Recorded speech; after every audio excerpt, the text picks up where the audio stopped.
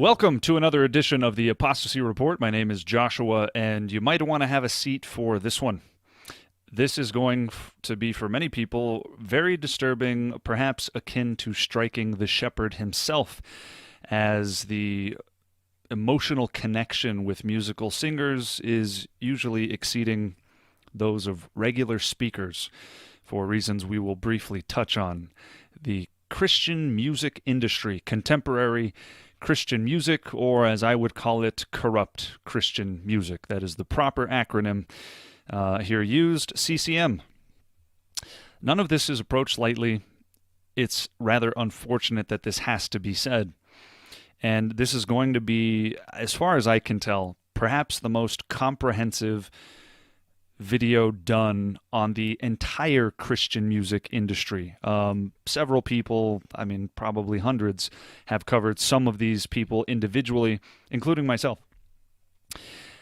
But really connecting the dots and seeing how all of this ties into one massive unified trajectory within the Christian music industry to leaven whoever is involved with it is of the utmost importance. And I would contend to you right now, brace yourself, the entire, meaning all, of the Christian music industry as you know it is corrupt from top to bottom. That is, anybody who is officially involved or signed to a mainstream label and regarded as notable within the so-called Christian music industry is absolutely compromising to some degree. Understand that behind every musician, behind every so-called worship artist, there is a theology, and there's usually a specific teacher. You cannot divorce the theology from the doxology, the singing. If the theology is not good, the doxology will not be good either. And a lot of people put the cart before the horse. There is a massive disparity between old hymns and the contemporary Christian music world in a general sense. But even for those things that appear to be good, perhaps a song or two here or there are theologically sound. On the whole, again, there is a specific theology being championed behind every singer, every band, every artist.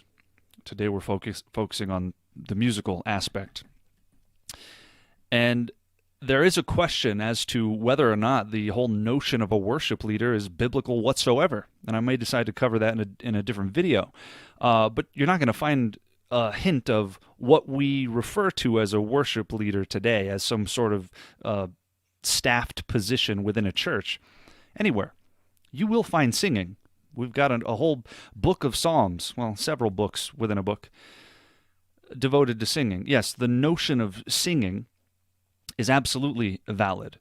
Nothing wrong with that, nothing wrong with writing the songs, but what this has turned into is a cheap imitation, and as you're going to see, it's not even really an imitation of the world's music industry, it's part and parcel of it. As I said, sit down. I'm sure somebody's sacred cow will be tipped over. Before we begin, copyright disclaimer for fair use. A lot of people tend to get real sensitive when things like this are touched upon.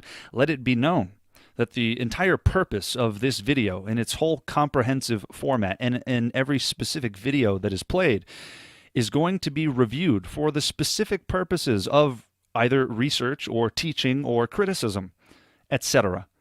This video in its entirety is transformative in nature, and therefore any video that is cited in here and commented on will be used for the purposes of a transformative video. Therefore, nothing is being replicated that is not being commented on specifically.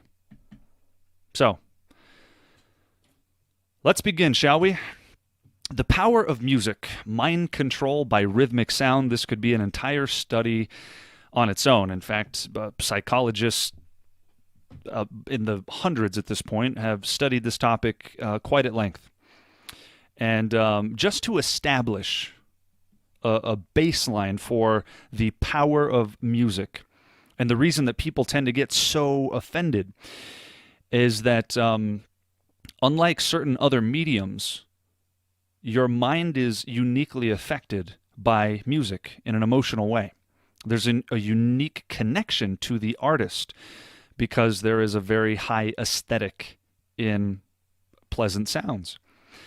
Well, in this particular study about rhythmic sound, it says here, the mystery runs deeper than previously thought, according to psychologist Annette Shermer, reporting new findings today at the Society for Neuroscience meeting in New Orleans. Rhythmic sound, listen, quote, not only coordinates the behavior of people in a group, it also coordinates their thinking.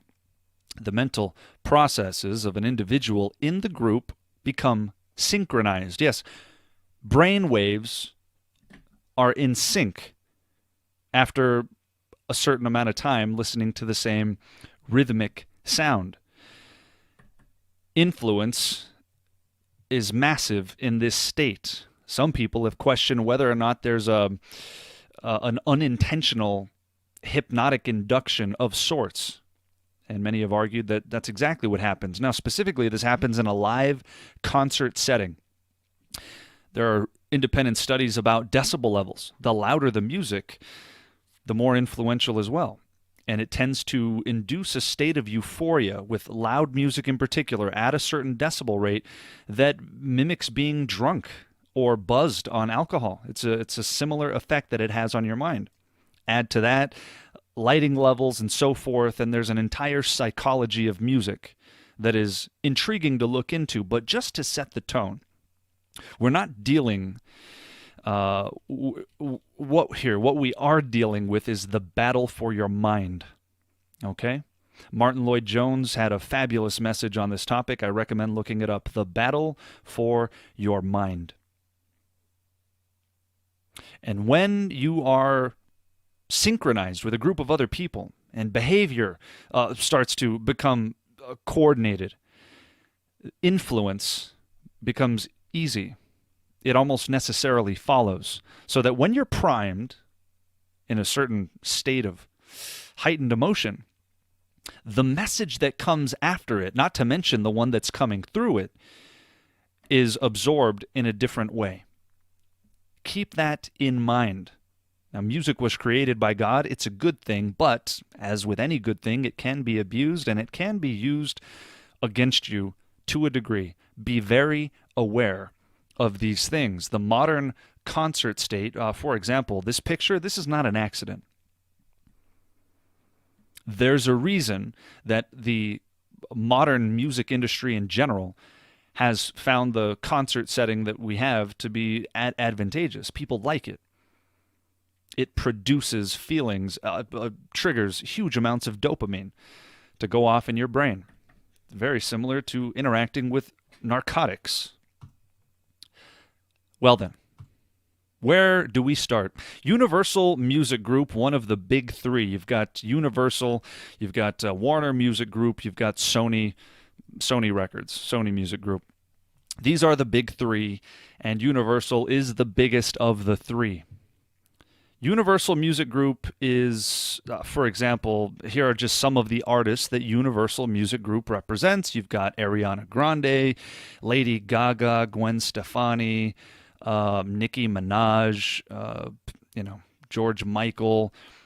Here, we'll take a look at some of their hip-hop artists. They got Tupac up here, 50 Cent. You get the idea, right? Some of the biggest names in the music industry are represented by Universal Music Group. Universal Music Group owns several other labels.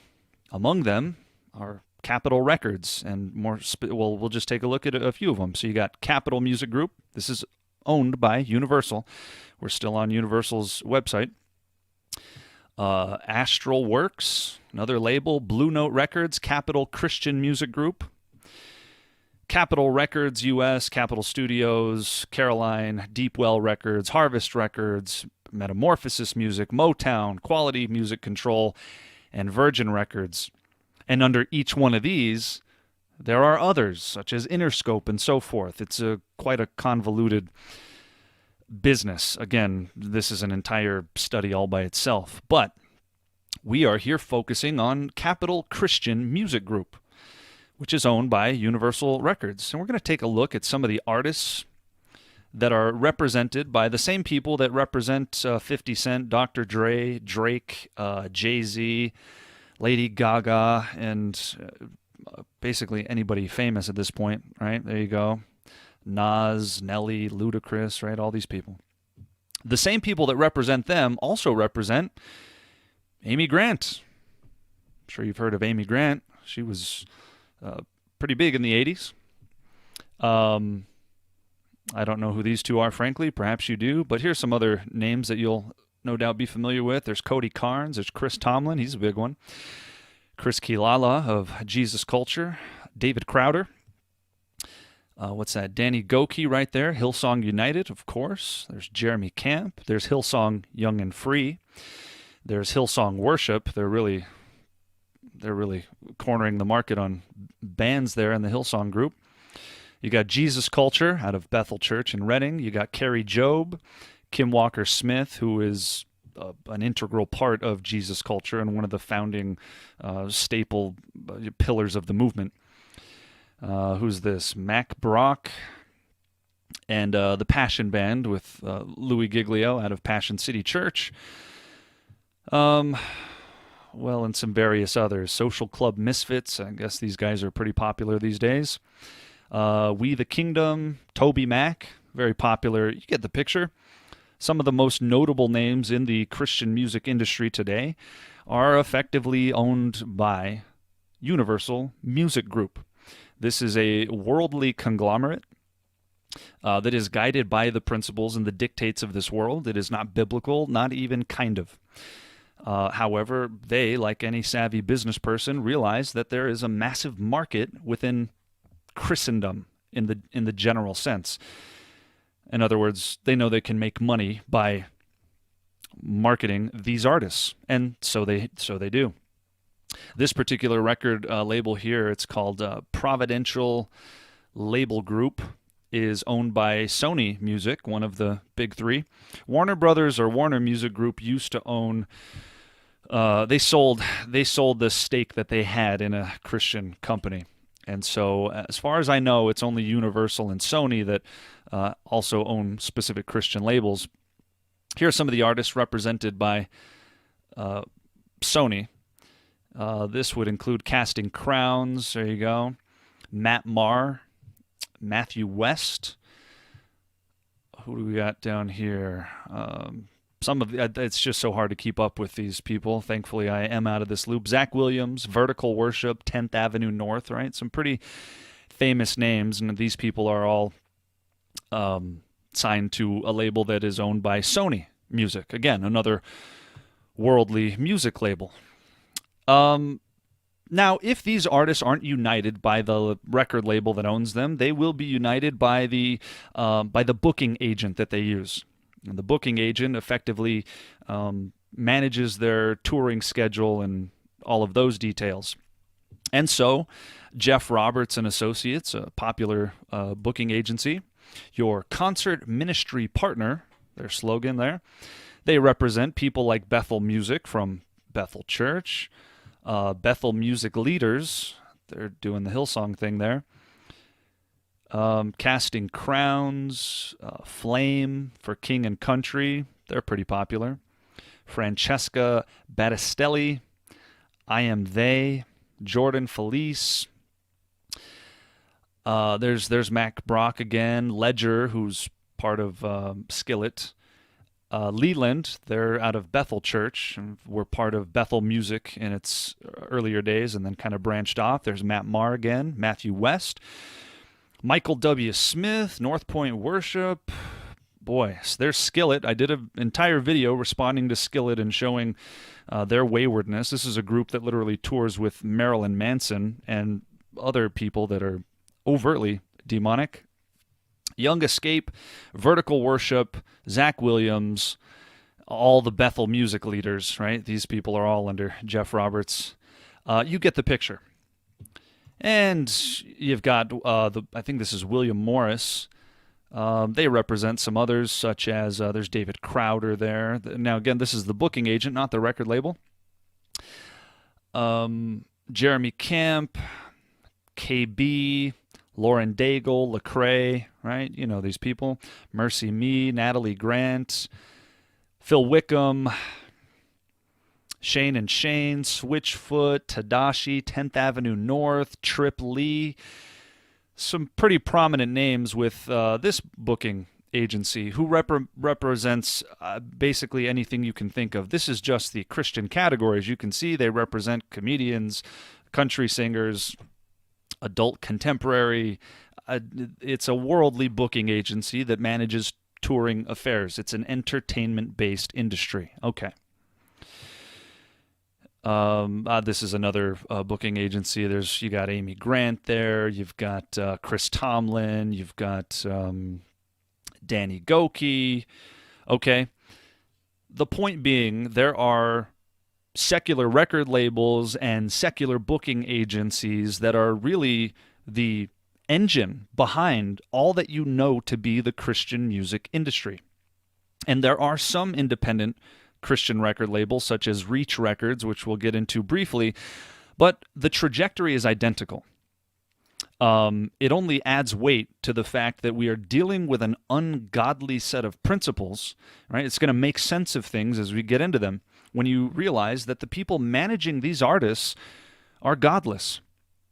This is a world-based industry. The same people that promote Lady Gaga and Jennifer Lopez and 50 Cent and all of the worldly devilish music that you might hear. And I'm not just using this term in a hyper-fundamental conspiratorial kind of way. You need to understand that at root, the things espoused by the world, Satan has his finger on them.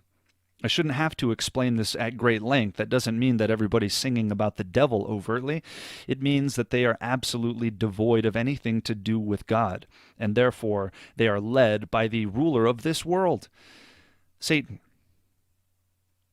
Now, why are all these Christian artists, so-called, yoked up with these secular companies? The thing to keep in mind here that is different about this industry from most others is that in the realm of entertainment or the arts in general, unlike the realm of plumbing or restaurateuring, right?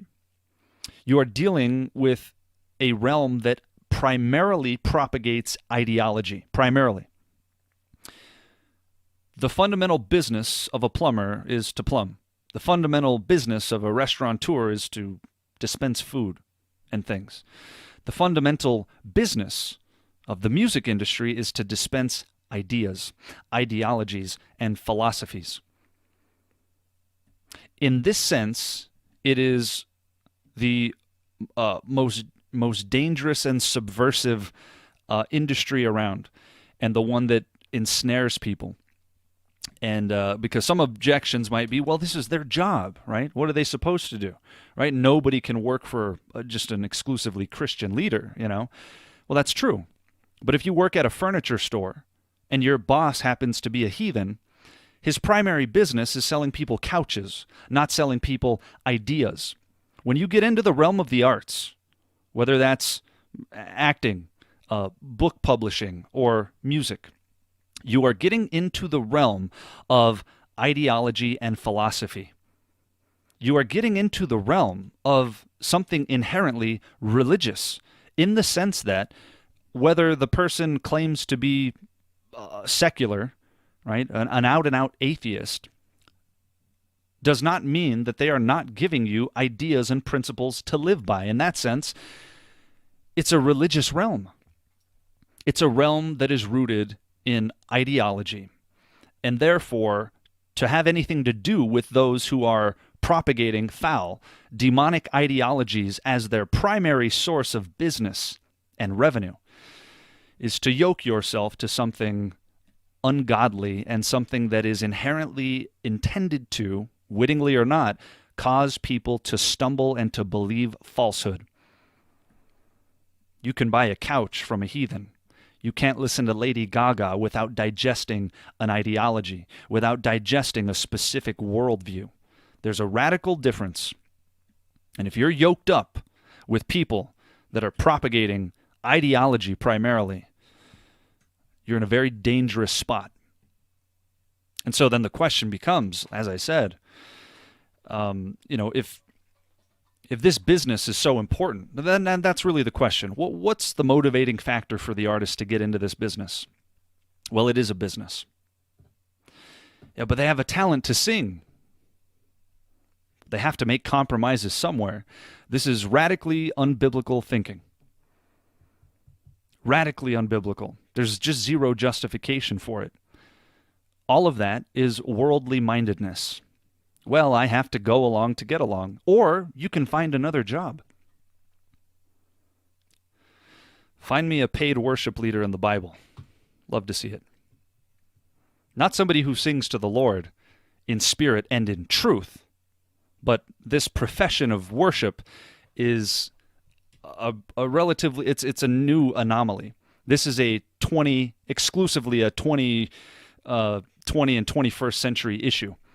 You had hymn writers back in the day, but we have luxury in listening to these songs. Well, let's just go through some of these songs. 100 top worship songs, all right? We're just going to look at a few here. How about number 16 on the list? How Great Is Our God, written by Chris Tomlin, okay? Big songs here. How about number 25 on the list? What do we got here? Blessed Be Your Name by Matt Redman. You might be familiar with that one. How about number 29? Mighty to Save, written by Hillsong Worship, right? I'm listing a few songs here that I suspect many people might be familiar with. Your Grace Is Enough. Now, this version was sung by Chris Tomlin, but it's actually written by Matt Maher, who's a Catholic. So apparently his grace isn't enough. Ironic indeed. Number, what is this, 49? That is not 49. Oh, 89, I'm sorry. 89, what do we have here? Break Every Chain. Well, I can't read my own writing. Your Love Never Fails, 87. Jesus Culture, right? Some really big songs you might be familiar with. I just want you to get acquainted. These are top 100 worship songs. You'll see the same names over and over. Bethel Music, Matt Maher, Casting Crowns, Chris Tomlin, Shane and Shane, Elevation Worship, The Newsboys, Matt Redman, Passion, the Passion Band, Hillsong Young and Free, Natalie Grant, Carrie Job. Okay, it's the usual suspects. Now, these are massive names, and you're going to see just how interconnected all of these people are. But again, as I said earlier, be aware that behind every collective or behind every artist is a specific theology and a specific teacher. So behind Passion Music, for example, out of Passion City Church in Atlanta, Georgia, as well as Washington, D.C., under the leadership of Ben Stewart and Louis Giglio, who's the founder of Passion City Church. Well, you have Louis Giglio. So behind the Passion Band, you have the theology or the lack thereof, of Louis Giglio. Okay? Now, Six Step Records is owned by Passion City Church, by the way. There's Passion City Music, and you can see perhaps at the bottom of the screen here, Passion City Church, the Passion Conferences, and Six Step Records, who also has David Crowder, the Passion Band, and Sean Curran. All right. So this is a record company that is owned by Passion City Church. Behind Bethel Music, you have the theology of Bill Johnson from Bethel Church in Redding, California. These things do not exist in isolation. They come out of specific movements or specific churches. Okay? Behind, what is this? Elevation Worship. Behind Elevation Worship is Stephen Furtick, the narcissist. Right? Some people have termed him a narcissist. Stephen Furtick, who reads himself into every passage in the Bible. All right? Behind Jesus Culture, you have Banning Liebischer here, who is something of a protege of Bill Johnson and right out of that same movement. So, just as a foundation, all right? Behind Hillsong is Brian Houston. Behind all of these artists and behind all of these bands is a specific theology. And it seems to be that the most important thing, the theology, is the thing that is most neglected. And so as long as you're a good singer and you can say Jesus and you're popular and you look good and you have enough tattoos and your jeans are skinny enough, then every church will book you. It's ridiculous. And I say that as somebody with old tattoos, who, by the way, does not advocate for tattoos. You want to be more like Jesus, stop getting tattoos. At best, it's an indication of immaturity. A topic for another time. Banning Leibischer. Let's start here. Jesus culture. Many of you are familiar. Many of you sing their songs. Kim Walker-Smith. There's Chris Quilala. Chris Quilala. What is Jesus culture? Tell us, what's Jesus culture? What is at the heart of Jesus culture? Jesus culture is a movement that is all about raising up revivalists in the earth. And actually never officially was called Jesus culture. It's actually the name of the movement. By the way, this is them at the Hillsong Conference in 2011. There's a promo for the 2012 conference the following year, but they've all been friends. All of these large groups have been friends for quite some time. So Jesus culture, as Kim Walker-Smith said, is a movement that's all about raising up revivalists in the earth. Whatever that means. All right. I'm Bay Leapshire, and I'm here with Bill Johnson, our senior pastor, author, teacher, preacher, all-around good guy. One of our senior Okay. associates was just praying like, Lord, why'd you choose Redding? Right. And the Lord said, he said, I didn't choose Redding, I chose Bill. Okay. Just to provide some foundation for those who, for some reason, might not know anything about this. And you should. Bethel Music, these are the people behind it, right? So they're talking a lot about Bill Johnson. God didn't choose Redding, California. He chose Bill Johnson. All right? Here's just a little taste of who Bill Johnson is. The feathers started just appearing and falling in meetings, and then they started falling in our homes and in restaurants and things like that, just unusual things. So, you know, there are signs that make you wonder. We'll have wind that will, gust of wind that I'll get hit with, and hands for years. Listen to this. And we've had gold dust appear in people's hands for years. I don't ever talk about it, but frequently during worship, we actually had it today. Benny and I both saw gold will start falling during worship. This time I think it started falling during our prayer time. Okay. This is not just wrong, this is insane, okay? Bill Johnson, I don't know that the word false teacher is strong enough, but that's the word we're going to use. He casually talks about feathers just appearing in people's homes, and we've had it for years, gold dust just appearing in people's hands, and a gust of wind and a glory cloud, and this is the tip of the iceberg. Bill Johnson is a man who says that if your gospel doesn't include mandatory physical healing, it's a false gospel, which is ironically a false gospel proclaimed by him. I hope you're familiar to some degree already with Bethel, but just to provide some foundation, the man behind Jesus culture and Bethel music is this, meaning that those singers, Kim Walker-Smith and Kim Quilala, believe this insanity. And therefore, to have any form of fellowship, even the pretense of fellowship with those who are teaching such insanity, is to commit effective treason against Jesus himself. God is seeking those to worship him in spirit and in truth. You don't get to divorce truth from the equation, and you don't get to start singing worship with radically false theology. The God that they worship and the gospel they proclaim is false. By his own definition, if you don't proclaim mandatory healing in your gospel, it's a false gospel. This is Jesus culture and Bethel music. These are the leaders behind it. This is the theology they bring to the table, and that will eventually, inevitably, seep through their mantras, seep through their like a river, constantly. Well, what does that even mean? You see the same thing in Hillsong. Spirit lead me, Spirit lead me. 8 cycles in a row. Get ready for it. Bethel music, okay? Here's they're having a big conference, Heaven Come conference, right? There's Bill Johnson's daughter Jen Johnson and Brian Johnson. Of course, you got Bill, Christine Kane. I believe she had her roots in the Hillsong movement.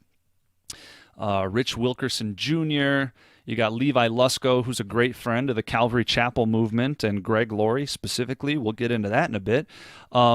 These are the people, and also he's good friends with Stephen Furtick and Carl Lenz, right, from Elevation and from Hillsong. And then, of course, you've got the whole Bethel collective down here. Okay? Passion Conference 2020 just happened, I don't know, what was it, a couple of weeks ago. Passion 2020, who was there? Well, you got Louis Giglio, the Pope Kisser, who founded the whole movement in Passion City Church. There's his wife. You got their group, Passion, the Passion Band, who is headed up by Kristen Stanfill. Okay? You got David Crowder. You got Sadie Robertson. You got, Robertson. Lecrae, Elevation Worship out of Stephen Furtick's church. There's Carrie Job, Tadashi, John Piper, whom a lot of people think is not wayward and clearly is. Buckle up, everybody. Sean Curran, who we saw signed to Six Step Records with David Crowder, remember? Cody Karn, there's Levi Lusko again, right? The same guy that's over here with Bill Johnson, the insane man who thinks gold dust and feathers appear. And by the way, he goes on to defend that these feathers, he said, well, the Bible does say that God shields us under his wings. And he said, well, people said that's not literal. He said, well, that's what I thought. This man actually contends that God has literal wings and literal feathers, and that's where those feathers came from. Again, I say, this is insane. Well, that's Bill Johnson. And remember, Levi Lusko is part of this little group. Well, there's Levi Lusko hanging out at the Passion Conference with Trip Lee, with Ravi Zacharias. I've done an entire apostasy report on him. Please view it. Christine Kane, Social Club Misfits, Hillsong, Andy Mineo, and America's favorite quarterback, Tim Tebow. Oh, boy. Now let's jump into Hillsong, who arguably set the tone, set the stage, pun intended, for most of what we're seeing, for a lot of what we're seeing. Of course, founded by Brian and Bobby Houston, longtime friends with modalist, Trinity-denying heretic, and prosperity guru T.D. Jakes. Priscilla Schreier, who's popular in women's Bible studies, all the megachurch world over. Cash Luna, I guess it's appropriate that Cash is his name because that's what these people are after. I don't know who he is. Robert Madu, Tasha Cobbs Leonard, you'll see her name a lot. Michael Todd. Okay, that's Hillsong. Let's get a little perspective here, just briefly. 15 countries, tens of thousands. Right? I think Hillsong is its own denomination at this point, and arguably the largest selling Christian label or Christian, I don't know if you'd call them a genre. I mean, they're part of Christian music, but Hillsong as a group has probably sold more albums than most, if not all, Christians. Tens of millions. Okay. Well, their prayer meetings are more like rock concerts, and their musical messages from God often become chart toppers. With followers like Justin Bieber and Kendall Jenner, Hillsong is not your ordinary church and is one of the fastest growing religions in the world. That's correct. To the one and only Brian Houston from Hillsong. Brian, welcome to Studio 10. I've actually been to one of these concerts for stories, and it's like a Beyonce concert. It's huge. What is it about Hillsong that draws so many young followers? I think it's relevant. I think the message that we represent, it's timeless. But the methods have to change, so I think that we do what we can to reach 2015. Well, let's just notice what he didn't say there, right? She says, what do you think draws these people? What was conspicuously absent from his answer? Jesus, truth, right? He mentions this message, right? Well, we have a timeless message.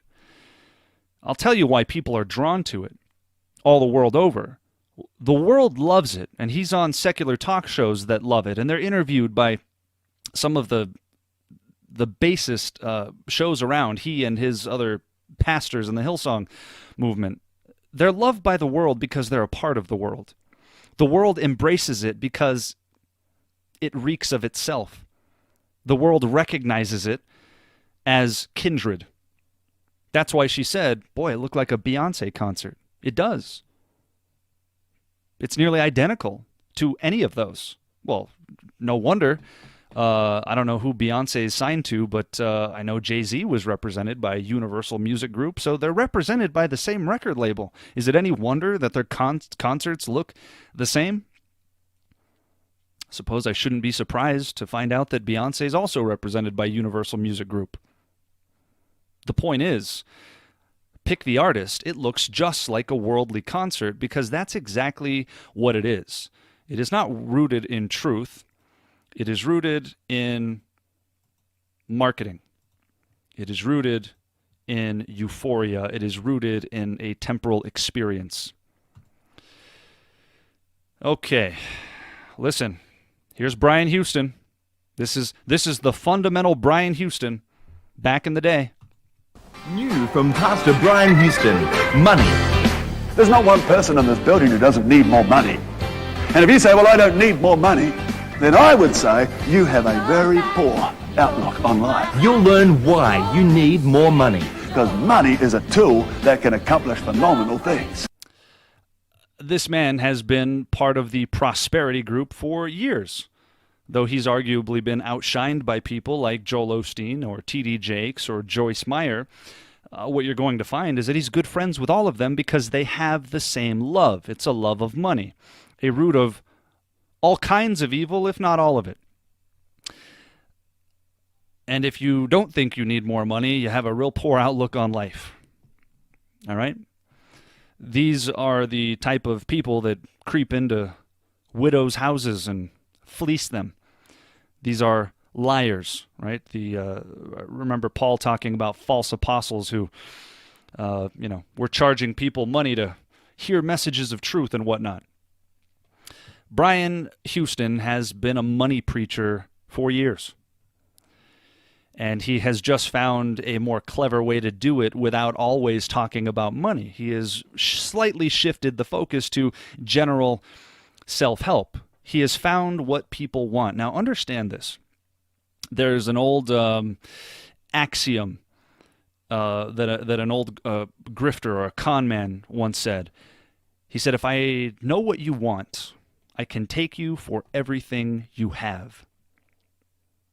And so when it comes to the conned and the con man, what is happening, the dynamic that is taking place, generally speaking, there's no innocent party there. The classic cons of the ages, typically, and the most effective, work to exploit greed in the mark or the subject. So the con man is absolutely trying to take advantage of this person. But as the name implies, they are instilling confidence in the mark that that person is actually taking advantage of the con man, right?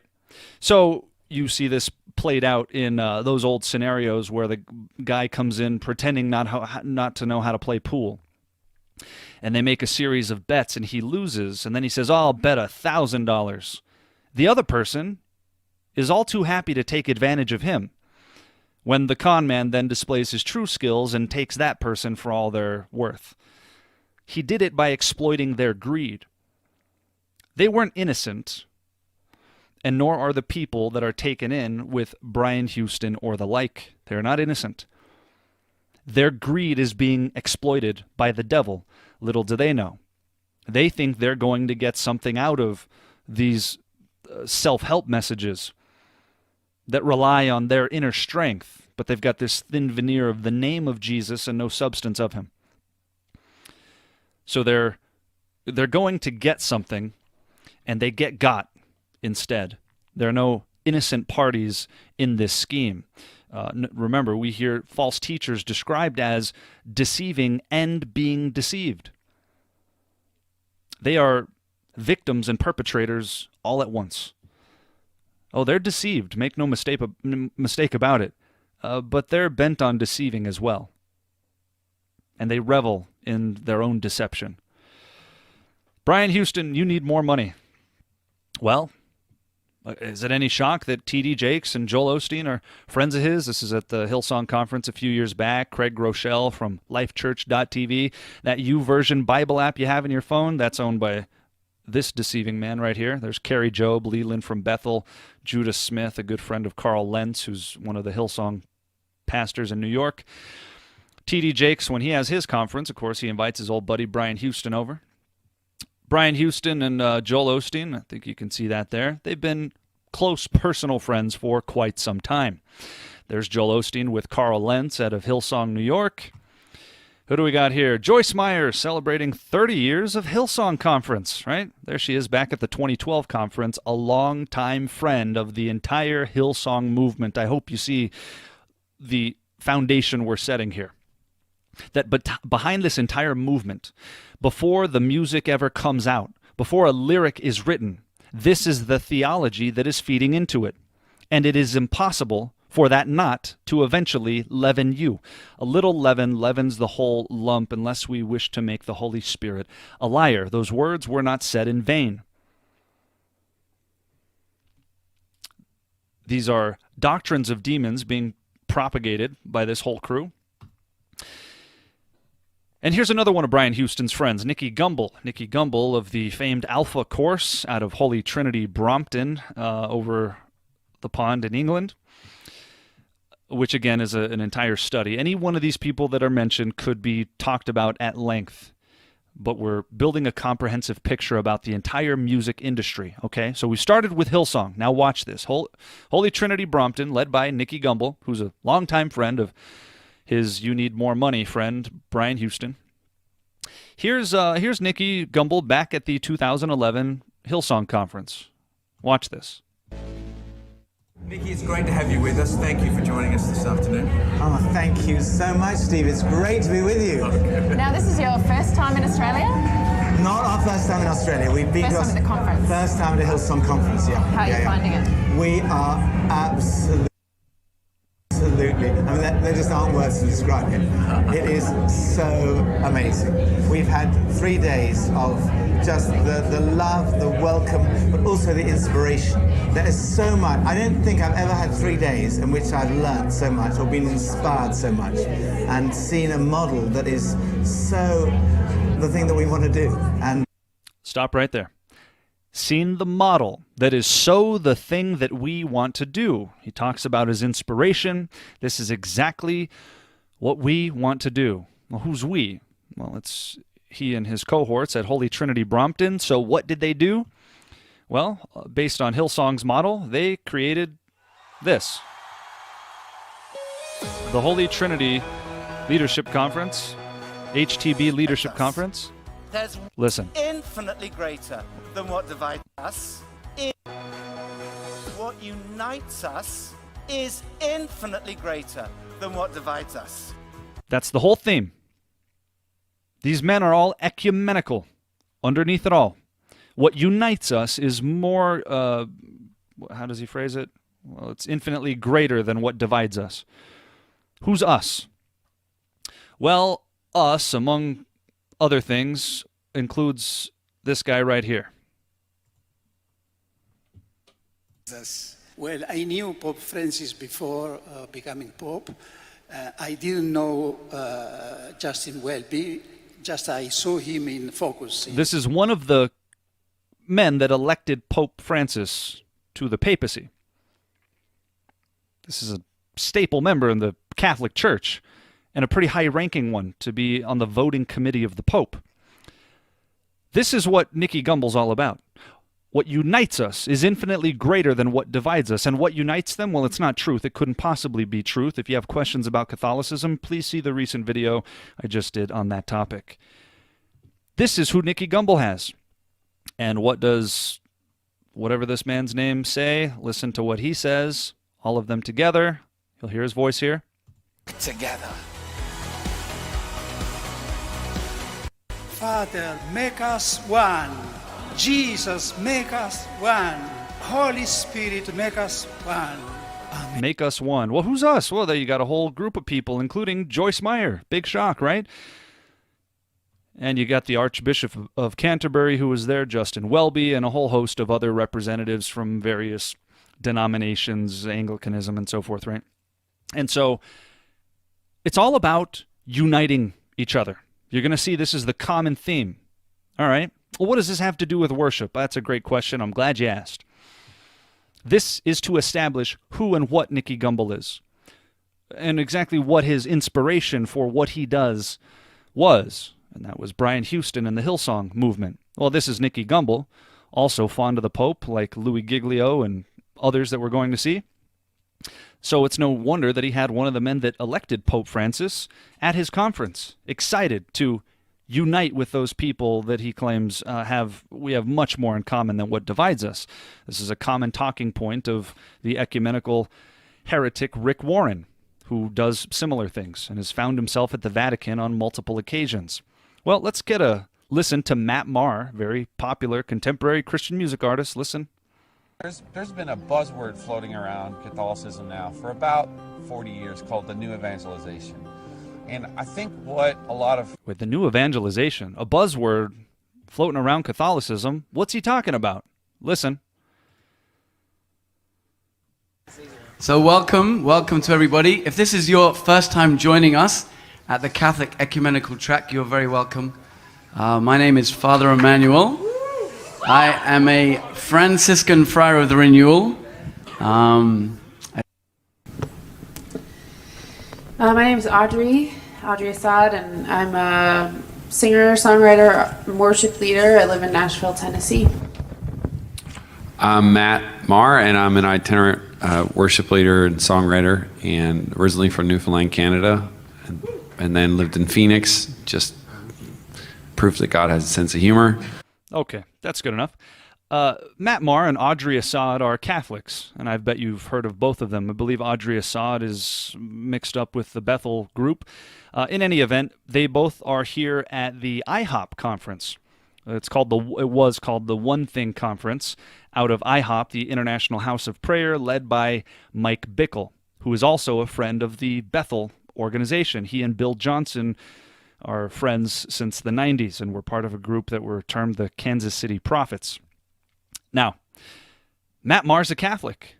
What was this video all about here? This is Matt Maher talking about the Alpha course. But to sort of depth of the sacrament, everybody to be on board. The New Evangelization, when I think of Alpha, that's what gets me most excited about it, because I feel like it's reaching out in the world and, drawing them back into a place where... This is a promo video for Alpha, which is created by Nicky Gumbel at the HTB Leadership Conference. So they went and sought out their Catholic friend, Matt Maher, to do a promo video for their nonsense Alpha course, which is an entire topic on its own, right? This is a supposed evangelism course that Rick Warren says is one of the greatest tools of evangelism in the 20th century at the time that he wrote that. And generally speaking, if Rick Warren approves, that's probably not a good sign. That's Matt Maher and Audrey Assad at the Catholic Ecumenical Track at the IHOP conference, where all sorts of strange nonsense occurs, like fire tunnels and, the same gold dust and feathers falling mentality. That's where they find themselves, except Mike Bickle and their whole crew are now embracing Catholicism, just like Nicky Gumbel. And this is a popular worship artist, one of the biggest contemporary Christian music artists of all time. I wonder how many people even know that Matt Maher is a Catholic. Remember that song, Your Grace is Enough? He wrote it. When your church is singing that song, that's who wrote it. Now here's Matt Maher at an event in Rio de Janeiro, Brazil, playing for the Pope and talking about just how privileged he is to be a part of the church in general. Listen to what he says. How much God loves the church. The church. And I think it's really difficult in these days to be a Christian and to you can stand up and say, I love Jesus all you want. I want you to notice that when he refers to the church, he's referring to his mother church, which is the Catholic Church. His definition of church and your definition of church aren't the same. But what's happening is this strange convergence. And the Catholics are all too ready to welcome Protestants into their circles because you can bet your bottom dollar the Pope is not bowing down to anybody. It will eventually be you that bows down to him. But Matt Maher believes in a false gospel, a false sacramental gospel, and is yet embraced by the broader Christian community. Here you go. Listen. That's the great thing about the movement of God, the movement of the Holy Spirit, and specifically even as a Catholic, what makes it so amazing isn't just that we bring the sacraments to the world, it's that we bring the sacraments to the world, says Matt Maher, right? Unashamedly embracing his Catholicism, and why wouldn't he? Everybody accepts him. Everybody, including guys like Matt Redman. Remember Matt Redman? What did he write? Well, he's wrote about a few dozen songs. Here you go. Matt and Matt, good to have you guys. It's good to be here. Thanks, mate. I don't know that we've ever done one of these where you guys... Yeah, Matt Redman and Matt Maher are friends, songwriters, and so forth. And it shouldn't surprise you that Matt Redman is a staple feature in Nicky Gumbel's ecumenical nonsense. Matt Redman, big-time worship leader. Blessed be your name, you never let go. And most of all, wonderful, wonderful friends to us. Matt and Beth Redman, welcome. Yes, Matt and Beth Redman are wonderful friends of this ecumenical deceiver because their mission is not truth. Their mission is the business of making music. And whatever furthers their ability to tour and whatnot, well, they'll embrace it. Here they are again at another Nicky Gumbel event. Matt, that song you were just saying, that was extraordinary. That song you wrote, 10,000 Reasons? Yeah. If you thought Matt Redman was sound, you should think again. But I bet you're going to be really shocked now. I bet you didn't know this one.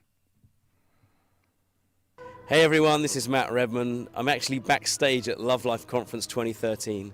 It has been a beautiful time, absolutely amazing. Joyce's teaching has been stunning as always. Then Andy Stanley also, and Priscilla Shira. It's just been immense. And to gather in this place and to get to lead worship with thousands and thousands of women pouring their hearts out to God together, it's just been so powerful. If you haven't made it to this... That name Joyce sounds so familiar. Surely he wasn't talking about Joyce Meyer, was he? That's exactly who Matt Redman was talking about. Matt Redman has led worship for Joyce Meyer's conferences for some time. So it's not just Nicky Gumbel and his ecumenism. It's not just Matt Maher the Catholic and his Catholicism. It's Joyce Meyer and her false teaching that Jesus was a born-again man and that he had to suffer in hell, amongst other things, right? She supposedly renounced or acknowledged that she went a little overboard with the prosperity teaching last year. But rather, unlike Zacchaeus, her repentance didn't include restoring to the people she had bilked for millions. No, she's smooth sailing in her millionaire lifestyle. And even if she hadn't preached prosperity, she preaches so many other heresies, it's dizzying. Not to mention her general usurpation of God's word as a woman who teaches and has authority over men. But it's not just Matt Redman. There's Chris Tomlin. Did you know that Chris Tomlin tours with Joyce Meyer and Stephen Furtick? Heresy on heresy. Who's this down here? Lisa Osteen Combs. That's Joel Osteen's sister right there. Yes, Chris Tomlin, the brilliant songwriter, as he's styled here, is also a tour mate of Joyce Meyer the heretic, Joyce Meyer the prosperity teacher, Joyce Meyer the false teacher. Yes, that is Chris Tomlin. And I wonder how many of you have a so-called worship leader that's all too happy to promote the ministry of Chris Tomlin. There's Chris Tomlin and his friend Matt Maher. Let's see here. And I thought, this is the coolest guy. There you go. There's Chris and Matt Maher on tour together. Right? So Chris Tomlin is a fan of Catholicism too, or at least Matt Maher's brand of it. There's no discretion. So Chris Tomlin embraces Catholics. Gosh, here he is singing with a nun on stage. Right? These are the people he brings up to sing with him. If you want to love a Catholic, you should tell them the truth about Jesus. You should tell them you worship what you do not know, like Jesus did to a woman in John chapter 4. He didn't leave her to go back to her false worship. He proclaimed truth to her, not Chris Tomlin. Nope. He'll sing with Joyce Meyer, he'll tour with a Catholic, and he'll bring a nun up on stage so that they can sing together and give everybody the impression that there's really no problem. They're united in fellowship, so-called, and worship. Now, this is false worship. Oh, it's singing, all right, and it's a form of worship, but they worship what they don't know. That's Chris Tomlin. There's Chris Tomlin hanging out with Joel Osteen at a Hillsong conference. Surprised? It gets worse. Like I said, I hope you're sitting down. Here's Joel Osteen for those that need persuading that he's an overall bad guy. The Pope has obviously been reaching out and has been a force of moderation in comparison to his predecessors. What do you make of it? I think the Pope is fantastic. You know, I just think his tone, his humility, his, you know, I loved when he said the other day, you know, and it's our view too. We're not trying to, you know, make this a little bitty narrow thing. Anybody's welcome. We may not agree, you know, 100% on doctrine and theology, but you know what? The church, Catholic Church, our church, it's open for everybody. So I like his tone. It's open for everybody. We're not trying to make this a little bitty thing. We're not trying to make this a narrow way. We're trying to make it a nice broad way. Do you remember what Jesus said about the broad way that leads to destruction? He said, yeah, we might not agree on doctrine or theology, but, you know, no biggie. No biggie, because Joel Osteen is not concerned with doctrine or theology. He's concerned with making you feel good, lulling you to sleep while you coast on to perdition. Joel Osteen is not a minister of God, he's a minister of Satan. Again, I don't say that lightly. Okay. So excited to have one of our favorite ministers in all the world, Joyce Meyer, here today. We know how much you love her. We love her so much. Give her a great big hand clap as she comes, Joyce Meyer. And there's Joyce Meyer. Thank you. One and the same with Joel Osteen. Well, you guys are awesome. And this was only about 6-7 months ago. You are just... You can see the networking beginning. Joel Osteen, Joyce Meyer. Hey, look, there's Chris Tomlin again with Joyce Meyer. And Rick Warren, who says if you love Pope Francis, you'll love Jesus. There he is, accepting his Dove Award, a knockoff, cheap imitation of the Grammys, doing everything to not just appear worldly, but actually to be worldly. Joyce Meyer. Oh, I bet you didn't know Phil Wickham toured with Joyce Meyer, too. Now, this is from the Joyce Meyer website. I'm not just pulling this up from nowhere. This is Joyce Meyer Ministries or joycemeyer.org. All right? Columbus, Ohio, August 23rd to 24th, Nationwide Arena. Yep. So, if they can't get Matt Redman and they can't get Chris Tomlin, they'll get Phil Wickham. These are three of the biggest, most respected names in evangelical contemporary Christian music that are embracing some of the rankest heresy available. Phil Wickham, Chris Tomlin, Matt Redman. What's going on over here? Rick Warren and Chris Tomlin at Night of Worship. How are you? There they are. Yeah, see? All right, I want you guys to do me a favor. Chris Tomlin tours with Rick Warren, too, regularly. Now, here's an interesting thing. You have on stage Chris Tomlin's Worship Night in America. Right here, you've got Chris Tomlin playing the piano. You've got Matt Redman up here. You've got Kim Walker-Smith from Jesus Culture. And then you've got Phil Wickham here. And I forget this guy's name. But you see how all of these people mingle together and tour together. They're all friends. Truth is not in them.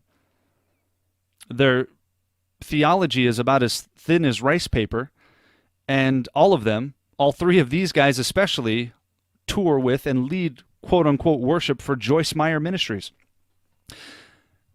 This woman, Kim Walker-Smith, has a bizarre testimony of visions of Jesus, and no wonder her so-called pastor thinks that gold, dust, and feathers just appear in people's hands and in their homes. This is simply music enshrouded in deception. There you go. All of them participating, leavening each other and leavening those who participate with them. That may in fact be your church. That may in fact be your worship leader. That might be your own iPod. You might want to start thinking about deleting some songs out of there. What do we have here? Phil Wickham touring with Kim Walker-Smith. And this other guy, something Mac, I forget his name now. There you go, Mac Brock. Just announced, sing-along tour. So Phil Wickham, when he's not touring with Joyce Meyer, and when he's not singing with Chris Tomlin on his night of worship, independently tours with Kim Walker-Smith from Bethel, right? This is Bill Johnson behind her. Now, Phil Wickham is a huge part of Greg Laurie's Harvest Crusades, which we will get to in just a bit. There's Phil Wickham for you. Here's Phil Wickham at Joyce Meyer back in, gosh, this was in 2010. This is nothing new for Phil Wickham. There he is, singing at Joyce Meyer's ministry conference. For the last decade, he has been involved with Joyce Meyer. Did you know that Phil Wickham has been touring with a prosperity false teacher, Joyce Meyer, for the last decade? Does your worship leader, does your pastor know that? Or are they just negligent when they promote his ministry to thousands of people, to hundreds, even to tens? Nobody seems to want to look into things anymore. That it sounds good. That's good enough for me. Well, here's the Hillsong Channel.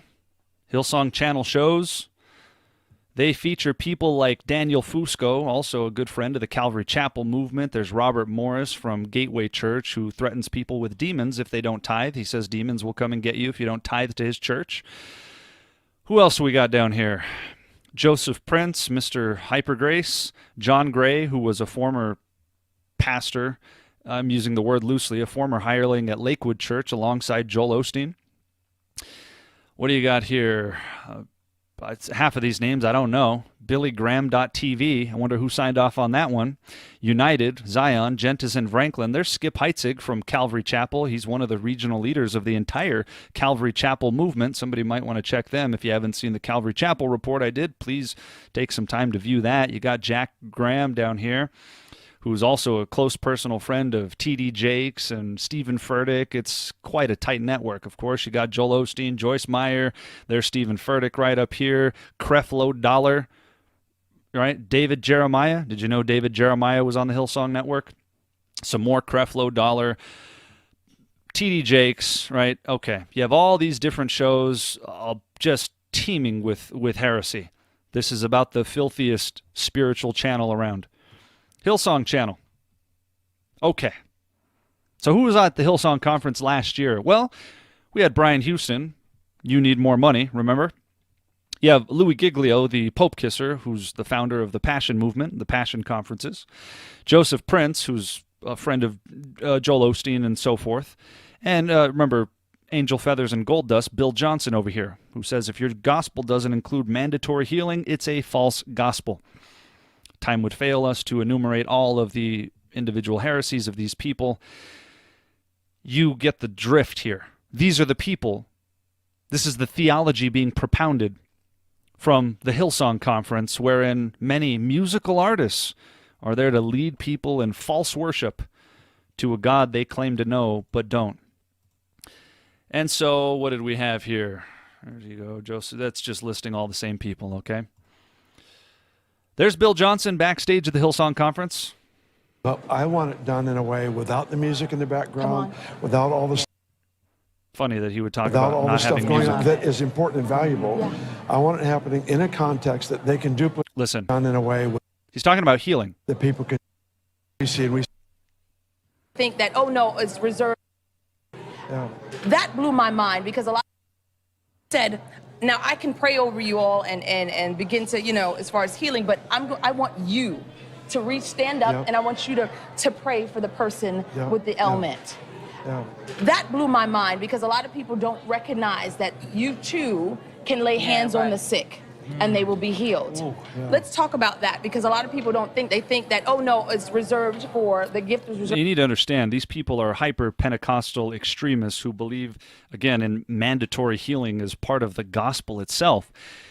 And so the miraculous, now by the way, Bill Johnson was one of the men who championed, fought for, and defend the heretic Todd Bentley, who claims to kick old women in the face and ran off with his secretary and had an affair and so on and so forth, right? He was one of the so-called apostles in a movement that is termed, generally referred to as the New Apostolic Reformation, where another man named Cheon referred to Bill Johnson as an apostle.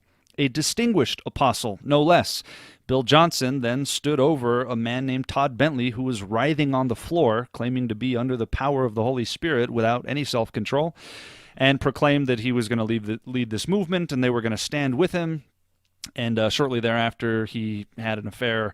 He's recently been declared to be unfit for ministry after multiple sexual allegations. But if those had never happened, the man was a false teacher from the start. But it's no wonder that he would approve of him. He's a false teacher all by his lonesome. So they think anybody can heal anybody at any time. Outcry Conference, this other movement. Here's the 2015 flyer. Hillsong, Jesus Culture, Carrie Job, David Crowder, Passion Band, Bethel Music, Lauren Daigle, Trip Lee, DJ Promote, Nick Hall, and Sean Groves. Nick Hall is the man that put together the 2016 Reset Conference in Washington, D.C., where Pope Francis gave the opening invitation, where you had Lou Engle of The Call, formerly The Call, now The Send, who's also a friend of Bill Johnson. Lou Engle on his knees, bowing before two Catholic delegates from the Vatican, pleading for unity, more ecumenism. What you are witnessing, you need to understand this. And I've said this before. If we are not witnessing the great apostasy, we are witnessing a great apostasy, a massive apostasy, by our standards, at least in our context, in the Western world. This is a complete wash. This is a complete loss. When I say the totality of the Christian music industry is wrong and wayward and false and corrupt, I mean all of it. All of it. I defy somebody to prove to me somebody that's not. All of these people are partaking in wicked works of darkness. 2 John 11, Romans 16, 17, etc. What do we have here? Outcry 2015 recap. Let's get a quick sample here. Really, really powerful about unity, you know, and the wall is coming down, and all of us just getting in the same space to lift up Jesus. That's pretty special, you know. There's something really, really powerful about unity and the walls coming down and us lifting up space. The translation is doctrine doesn't matter. We all need to come together. This is the basis for ecumenism as we're using the term. The truth is not what unites us. We are united on the basis of something else. And if you're not united on the basis of the Holy Spirit, who leads people into all truth, then the unity is a false unity. Again, to reference Martin Lloyd-Jones, he had a teaching on Ephesians chapter 4 covering this marvelously, and it's quite important. This is false unity that's being talked about. Now, Kristen Stanfill is Louis Giglio's sidekick in the Passion Band out of Passion City Church, right? So this whole team here, the Hillsong, Jesus Culture, Trip Lee, Bethel, Carrie Job, Crowder, there's something amazing about unity, he says, and the walls coming down, and that's their whole goal, is everybody unites under this nondescript name Jesus. It's Jesus in name only. Well, any Jesus that doesn't have a problem with this is not a Jesus found in the Bible.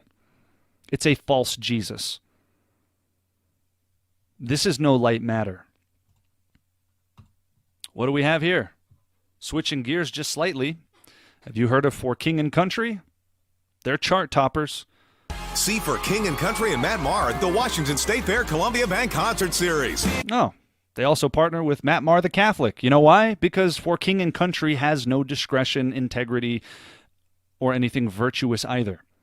They are businessmen, business-minded, with a business trajectory, and Matt Maher's good for business. He's popular, so they'll tour with him. And vice versa. They don't care about truth. How could they? They were part of the soundtrack of The Shack. William P. Young, the universalist who denies the existence of hell, and amongst other things.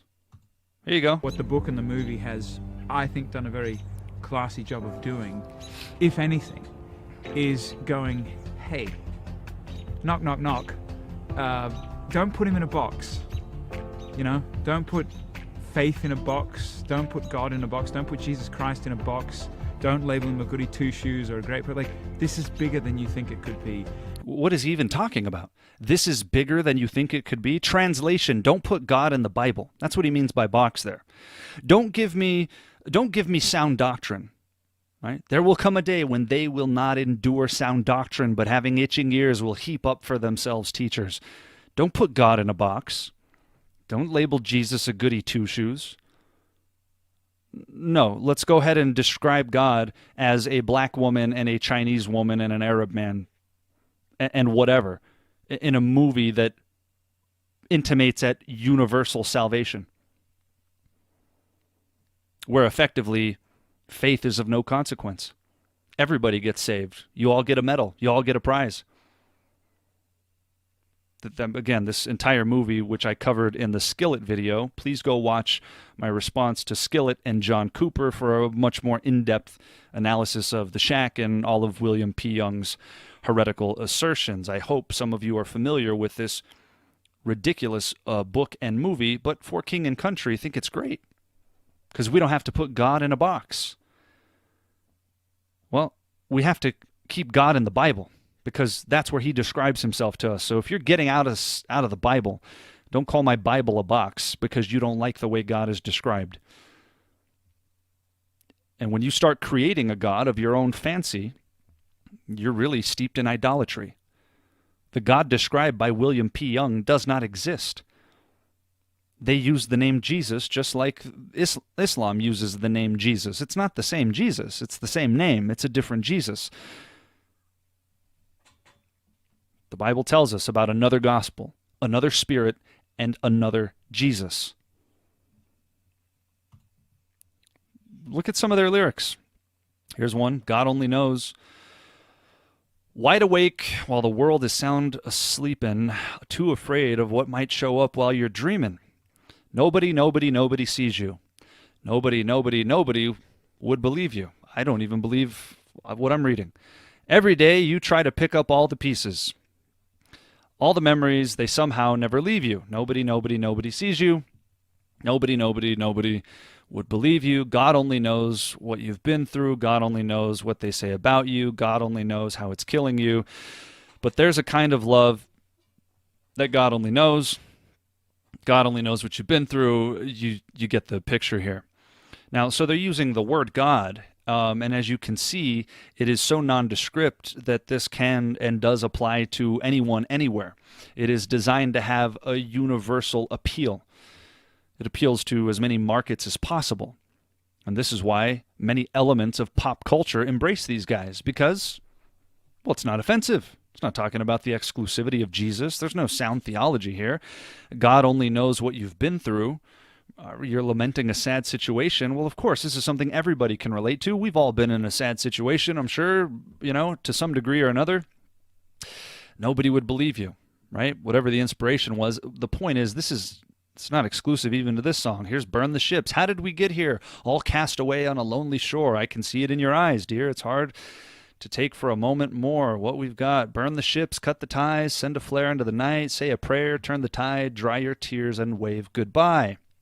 Step into a new city. We can rise up from the dust and walk away. We can dance upon the heartache. Yea, light a match, leave the past, burn the ships.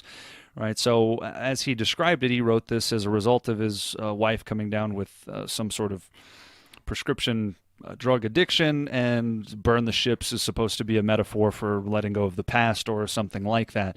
The point is, there's a very common theme of them writing songs that have absolutely nothing to do with worshiping God and could appeal to as many people as possible. They are not intended for a Christian audience, and yet churches invite these guys to come and serenade them with worldliness. Again, they don't want you to put God in a box. Don't keep him in the Bible. Let's embrace the universalism of William P. Young. Okay. Here was the Outcry 2016 promo video. Who did we have at that one? Yeah, Carrie Job, Jesus Culture, Martin Smith, Passion, Elevation Worship, Brian Houston, of course. The same usual suspects joining together. But as I said, it only gets worse. David Crowder, Oh, let's see here if I can find this. Record we did called A Collision, which was this. We didn't say it at the. Yeah, I guess so. Is the centerpiece is the Eucharist, and what comes after this. And the beautiful thing about the Mass is the centerpiece is the Eucharist, and it's a celebration of sorts. And here the Requiem is got so much of the stuff we were saying in this thing, but in a way that's connected to the liturgy and history of the church, that connects us to a thing that's bigger than just our present. Wait, hold on. What church is he talking about? He just uses the term the church, just like Matt Maher used the term the church. Notice what he said. The Eucharist is the centerpiece, and he's talking about the liturgy and specifically a Requiem Mass. This is exclusive to the Catholic Church. A Requiem Mass is a Mass for the dead. This is a Mass given for the dead. He composed an entire album called Give Us Rest, which is based on the Roman Catholic Requiem Mass. And here he is lauding the false Eucharistic Jesus, which, again, I did cover in some detail in the Catholic video. If you have questions, please watch it. Is David Crowder a Catholic? Well, he's at least sympathetic to Catholicism. And if you're an evangelical, if you call yourself Orthodox, and you're embracing this man's ministry, you are partnering with somebody who's partaking in wicked works. Somebody who doesn't care about truth, somebody who's all too happy to promote a false gospel of Catholicism because, boy, he likes the liturgy. So he wrote an entire album called Give Us Rest. Now here talking about the church. Notice how he phrases it. In this thing, but in a way that's connected to the liturgy and history of the church, that connects us to a thing that's bigger than just our present moment, that's bigger than just our local church that's even, that these songs existed in and are part of, and it's bigger than just what's happening here in the States. This is some connected tissue that goes around the world and then back to the beginnings of the church. Yeah, he's describing apostasy, whether he knows it or not. Yeah, you're right. It is bigger than your local church. This is going around the world. This is the theme. We have, there's, Nicky Gumbel said it, Kristen Stanfill said it, they all practice it. The things that unite us are greater than the things that divide us. This is the common principle and the through line within all of this. So now you got David Crowder embracing this garbage. Not surprising, is it? Well, he's part of Capital Christian Music Group. There's Amy Grant. All right, this is their YouTube channel. Hillsong, Young and Free, Kim Walker-Smith. I'm not sure where. Oh, there's Crowder right there. Crowder, Danny Goki, right? We saw some of this. Oh, boy. Here's Matt Maher with the Gospel Music Association. This is this company that owns the Dove Awards. Here's an interview they did with Matt Maher where he says, well, I do get to write with Chris Tomlin, Matt Redman, Jason Ingram, and others. They're amazing writers, but if I had to say outside of my sphere of friends, there's a massive list of people from Ryan Tedder to Pharrell Williams to Paul McCartney to Tom Petty to Billy Joel to Keith Urban. Okay, what's your favorite song that you've written with another artist? Listen, right now, Come As You Are that I wrote with David Crowder is up there. But White Flag, that was written by a group of us for the Passion Conference 2012, was a special moment. So as you can see, David Crowder is a close personal friend of Matt Maher as well, and they collaborate to write songs together. So it's no big wonder.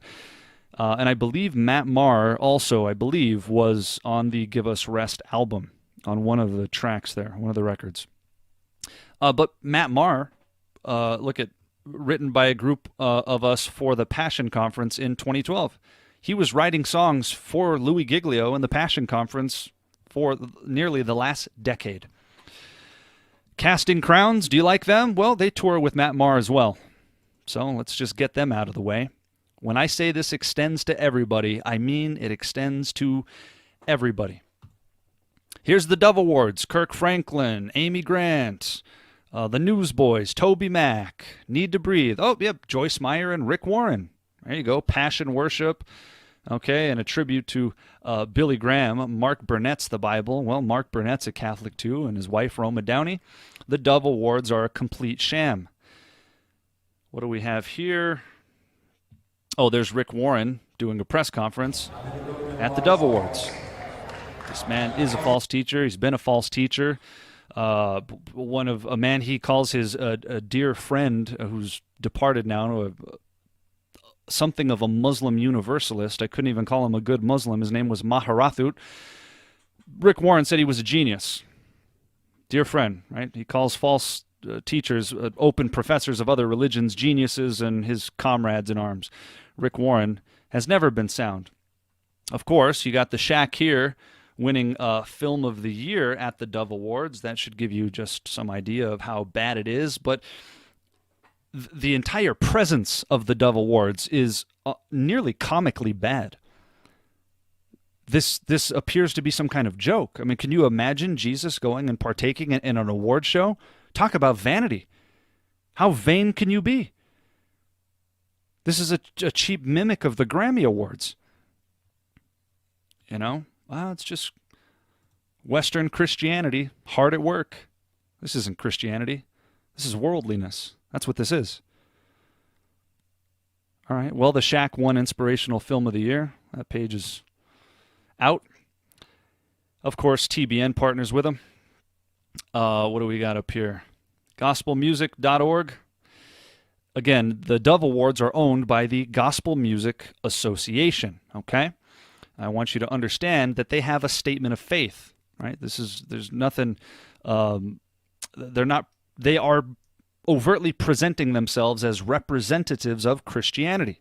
Gospel Music Association. We believe the Bible's inspired, right? They got a 6-point statement of faith. The moment you team up with somebody that has a statement of faith, if they're promoting falsehood, you're now sharing in that falsehood. That's how it works. And if you don't understand that, you don't understand the foothills of Christianity. You don't have fellowship with these works of darkness. Now, who's part of the vice president squad of the Gospel Music Association? Here's Chris Estes, who's one of the managers of Bethel Music. I believe he's even the vice president of Bethel Music. In any event, his teacher is Bill Johnson. He's one of the guys making crucial decisions for the Gospel Music Association. That shouldn't surprise you. They have a conference. This Immerse conference is an outworking of the Gospel Music Association. This is their, if you can see up top here, it says GMA Immerse. It is the Gospel Music Association Immerse Conference, okay? This is their conference, and as you can see, right up top, we got Bethel Music, right? Gateway Publishing, there's Bethel Music. They got 3 Bethel Music representatives as part of their speaking and artists coalition for the Immerse Conference. The New Apostolic Reformation and the people that believe gold dust and feathers just start appearing, among other things which we're going to see, like astral projection. These are the people behind the Gospel Music Association, which puts on the very worldly Dove Awards. You can keep your Dove Award, please. What is this here? Compassion International presents. What is this? The Road Show 2018. Let's see who some of these people were. Featuring For King and Country and Matthew West and Natalie Grant. Who else? Bethel Music. Yeah, that's right. King and Country tours with Bethel Music too. There's Zach Williams. All of these people are together. Social Club Misfits. No discretion. This is something of a spiritual orgy is the best way I could describe what's happening here. This is not fellowship. This is filthy, spiritually transmitted diseases. Listen, this is a woman named Deborah Reed at Bethel Church, just to remind you of how bad Bethel is, talking about casually taking kids to heaven, just on a whim, right? Just voluntary trips to heaven, out-of-body experiences, which could only be described as astral projection. Listen. And being a guardian and an equipper of not only the young, but those people who lead the young. And, oh, I have one more thing to show you. This is so cool. Okay, we take our kids to heaven. I mean, who doesn't? Okay? Our kids go to heaven. And people that know how to do heaven things take them to heaven. And so we have a middle school that was tour guides. Is that what they're going? Okay. They take our tour. She's not joking. They have tour guides, she says. Somebody called out from the audience. They have a name for this. There's a position within Bethel Church called tour guides, like it's a field trip to heaven.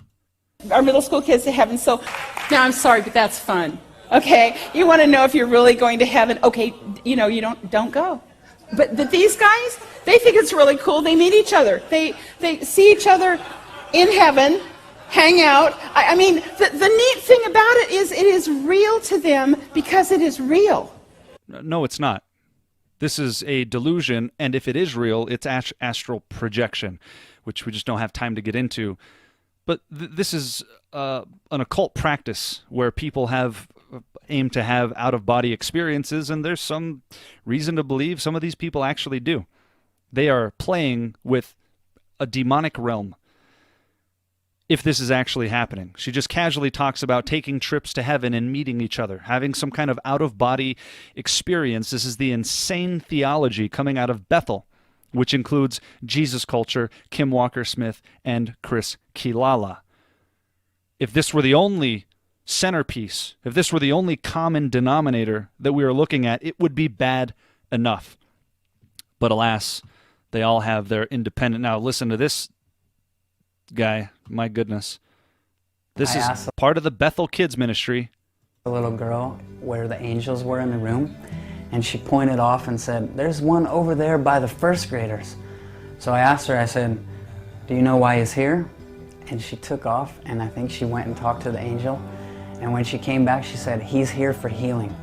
So I had her send all the kids over to the first grade mat where the angel was. And just a little bit of time later, every single child was healed in the room, and no one even had to pray.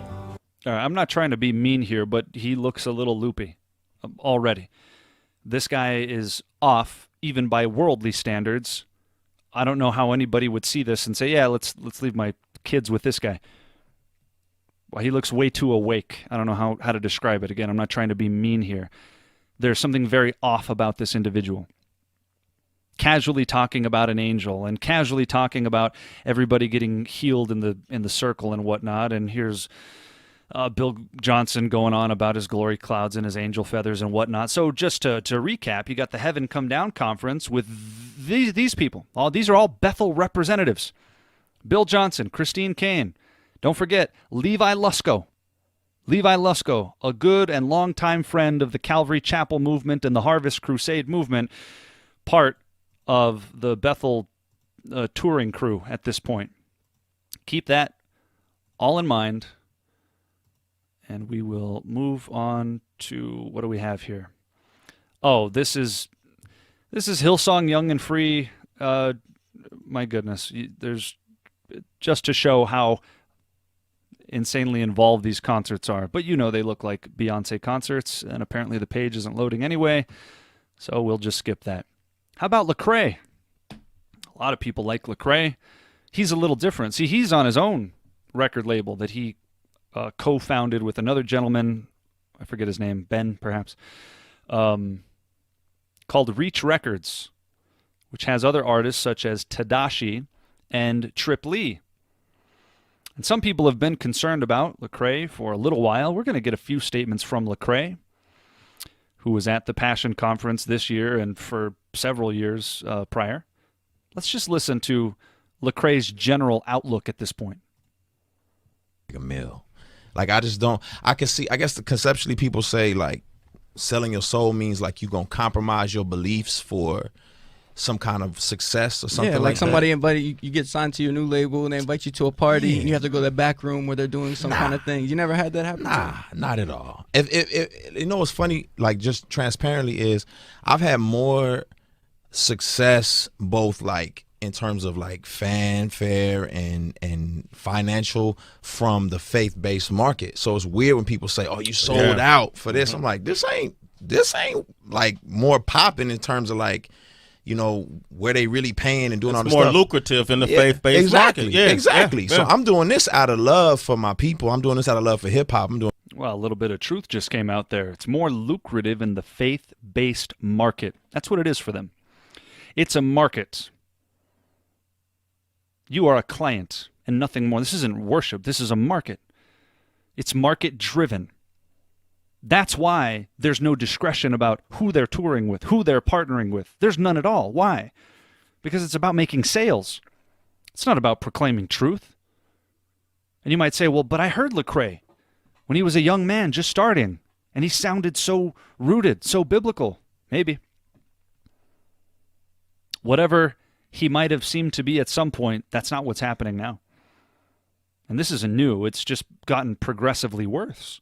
But he says the faith-based market is actually lucrative. But that doesn't stop him from trying to be embraced by the world.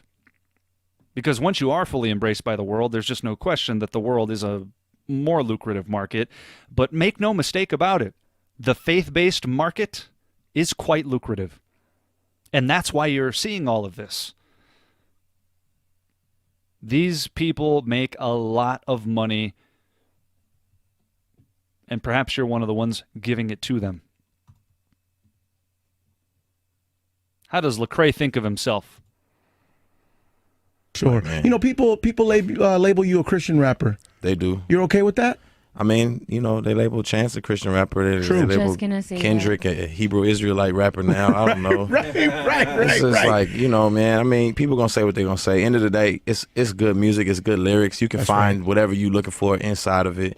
And, you know, I don't call myself that. I don't go by any of those, like, you know, genre titles or whatever. No, he doesn't call himself that because he doesn't want to be put in that pigeonhole. In fact, within the music industry as a whole, they refer to the Christian genre as a ghetto because very often it's very difficult for people to come out of that. And these artists want to. And he has somehow found the formula to break away. And he's doing everything in his power to not associate with the name of Jesus. No, get that on. Why? Well, because he's on worldly radio stations, being embraced by the so-called culture, right? I just make music for the culture. Lecrae wants to be as relatable and urban as possible now. It's all about the culture. It's not about Jesus. He doesn't call himself that. He's not a Christian rapper. Well, I don't call myself that. Here's Lecrae being way too cool for school at the Grammy Awards a couple years back. Listen. Yeah, well, I mean, you know, first of all, it's just even the labels. Like, I don't try to do gospel music. I'm not trying to be a gospel rapper. No. I'm a hip hop artist. You know what I'm saying? And so I just want to be honest about what I believe in my music. And so, you know, in the same way Kendrick is gonna be honest in his music about his beliefs, I'm gonna be honest about mine. And I just think if it's good, it's good. If it's good hip hop, it's good hip hop, and it should just be embraced. And that's really the aim for me. So I'm glad to be out here amongst people who do good music and who can appreciate good music. And some of it may talk about God, some of it may not. Well, when it comes to your music, man, you definitely are standing in a lane and league of your own. Was there anybody in particular who you like to work with or maybe kind of bring it to your realm a little bit? Yeah, I think, you know, Janelle Monáe is a big one, man. I think she's a phenomenal artist, and, you know, I love just creativity and creative people, man. Let's just stop right there. So again, bending over backwards to dissociate himself from the label Christian, even gospel, much less Jesus. He's just an artist. He's a hip-hop artist. He makes good music. He loves creativity. And oh, by the way, he'd love to work with Janelle Monáe. Okay, who is Janelle Monáe? USA Today article, pansexual is not the same as bisexual. Janelle Monáe is bringing visibility to us all. Here's the artist Lecrae wants to collaborate with to propagate ideas and worldviews. Yeah, I think it's great. I mean, you know, I'm proud to be a young African American queer woman, bisexual, pansexual woman, and pansexuality can mean something different to those who identify with it. For me, it's not about your gender. It's not about you being a woman or a man. It's about your spirit. It's about your heart, and that's what I see first. This is the artist Lecrae wants to collaborate with because he just likes creativity. He's not a gospel singer. He's not trying to be labeled as that. He just wants to make good creative music, even with a pansexual like Janelle Monáe. Who better to give ideology to the youth than this individual at Lecrae's discretion, apparently. Do you understand? Do you understand just how bad this is? This isn't any one individual. It's all of them. It's all of them. This is not a joke. It's David Crowder. It's Matt Redman. It's Matt Maher. It's Bethel Music. It's Passion. It's Elevation. It's Lecrae. It's Trip Lee. Wait a second. Isn't Trip Lee good? Well, Trip Lee is signed to Lecrae's record label. You can see right here at Reach Records. 1K few. I don't know where they get these names. Andy Mineo, Gavi, Hulvey. The names are, this is just bizarre. KB, Lecrae, Tadashi, Tripoli, Wanda, I don't know. What up, Erg? What? I give up. I don't know. I don't know what's up, quite honestly. But here's Tripoli. He's one of the artists signed to Reach Records. All right. I wonder where Tripoli learned how to distance himself from Jesus. Maybe it was his mentor, Lecrae. But then at the same time, like when people hear Christian rap, which is not what I want to call myself, because they think of something very different than what I do. People hear Christian rap, they think, oh, this is music that he makes just for Christians to listen to. So if that's not me, I shouldn't listen to it. So that's why I don't want to call myself that. I just want to say I'm a rapper. And if you listen to my music, it's going to be clear that I do love God. And I'm going to talk about God. About God. Something like Lecrae. Yeah, don't call me a Christian. Yeah, you can listen to it. You'll find what you're looking for in there, but don't call me a Christian rapper. Yeah, I wonder if Lecrae had any influence on Trip Lee there. Here you go. Kanye West joins Lecrae, Hillsong Young and Free, as headliner for 2020 Teen Conference. Though it might be relevant, we're not going to get into all the ins and outs of Kanye West, who has found himself on stage with everyone from Joel Osteen to members of what would be termed as the New Apostolic Reformation, hyper-Pentecostal signs and wonders movement, et cetera, et cetera. Again, a massive marketing ploy. At the very best, I could say that there's zero direction. And there's no good reason that I've heard to believe that Kanye West is a genuine believer at all. This is another Brian Head Welch story in the making. Remember when he came out of the band Korn and everybody was jumping on this story because it was good for sales, right? Why do you think this conference welcomed Kanye West? It's good for promotion. It's good for the market. It's good for business. What happened to Brian Head Welch? Right, he wrote all these books. People took advantage of him. Things went downhill. He started showing up at Benny Hinn conferences, et cetera, et cetera. And then, according to him, God told him to go back into the band Korn, where he found himself on a tour called Hellfest not too long ago. God told him to do that because Jesus was a friend of sinners. I'd commend you to an article I wrote on that topic. That was a false accusation leveled against him, which also included Jesus is a glutton and Jesus is a winebibber. Well, those two things weren't true, and neither was a third one. There's a radical difference between being friends with somebody and lovingly preaching the gospel to them.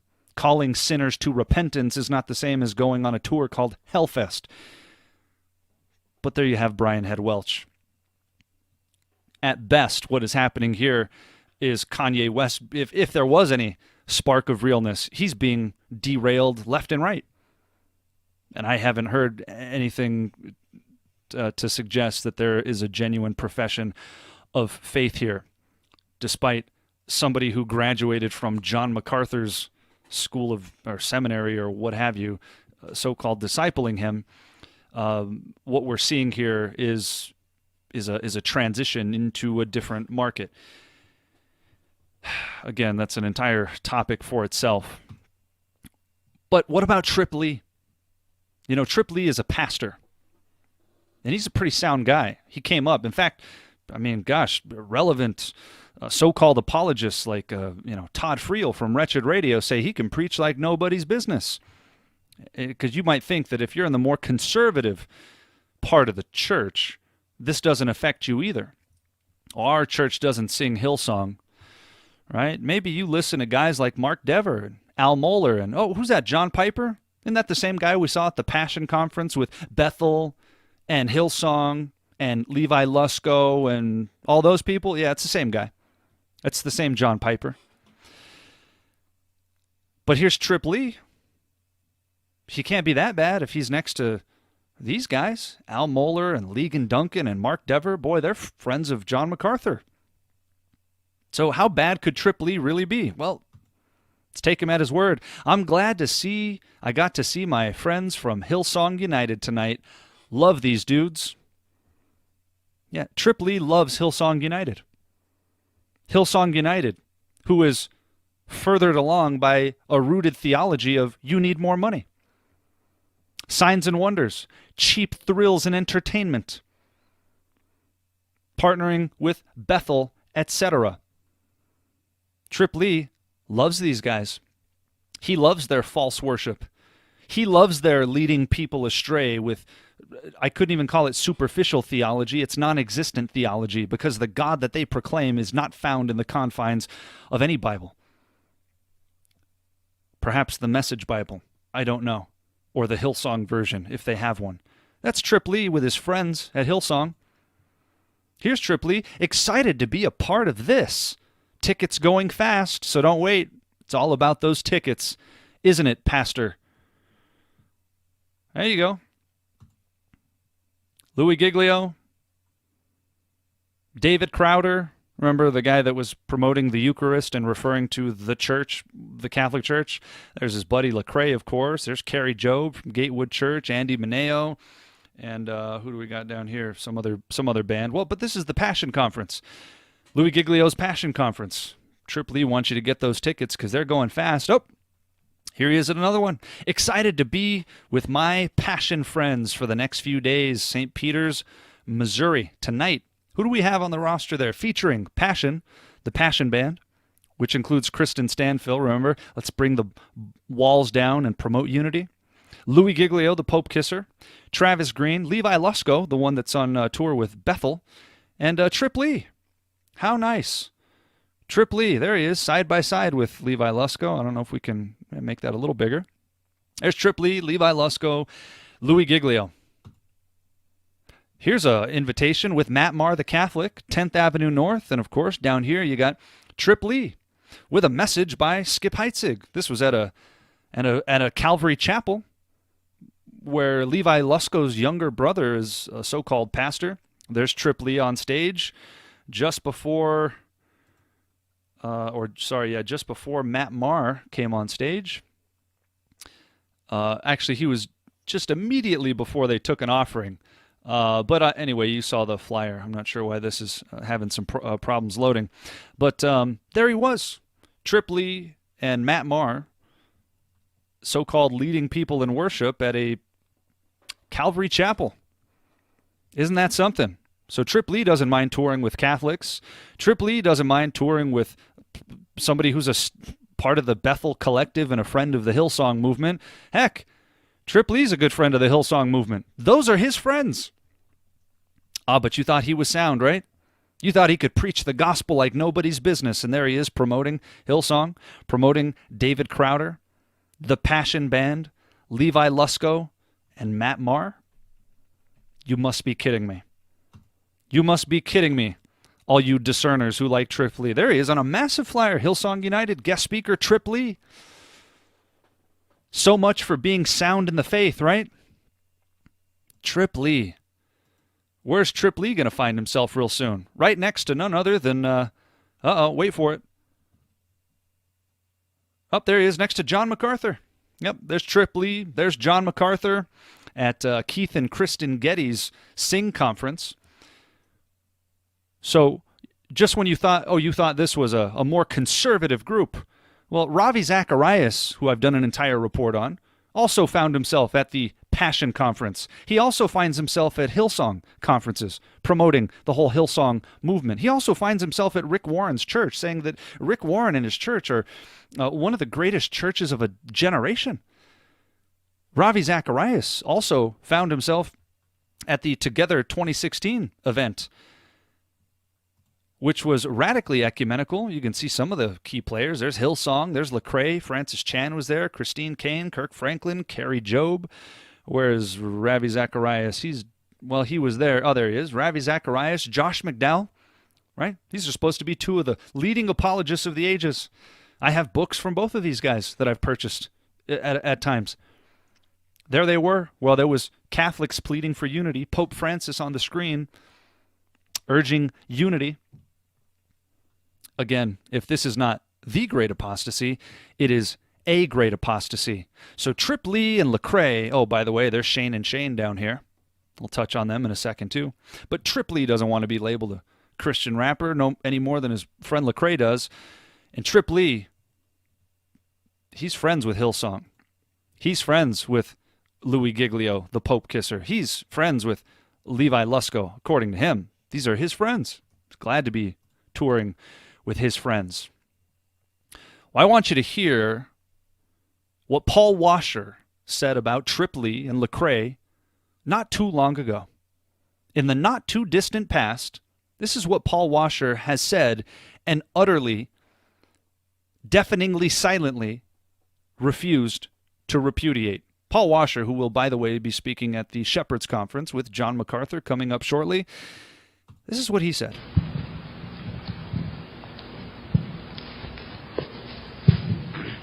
Yeah, what are your views on like Christian rap and Christian rock? Lecrae and Trip Lee are both friends of mine. Now you really think I'm cool, don't you?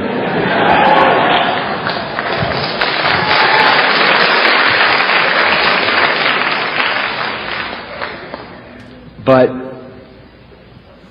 I consider it an honor for them to be my friends, not because they're rappers, but because they really seek to be men of God. And they are. They walk in integrity. But if they were here right now, they would tell you what they do is extremely dangerous. Well,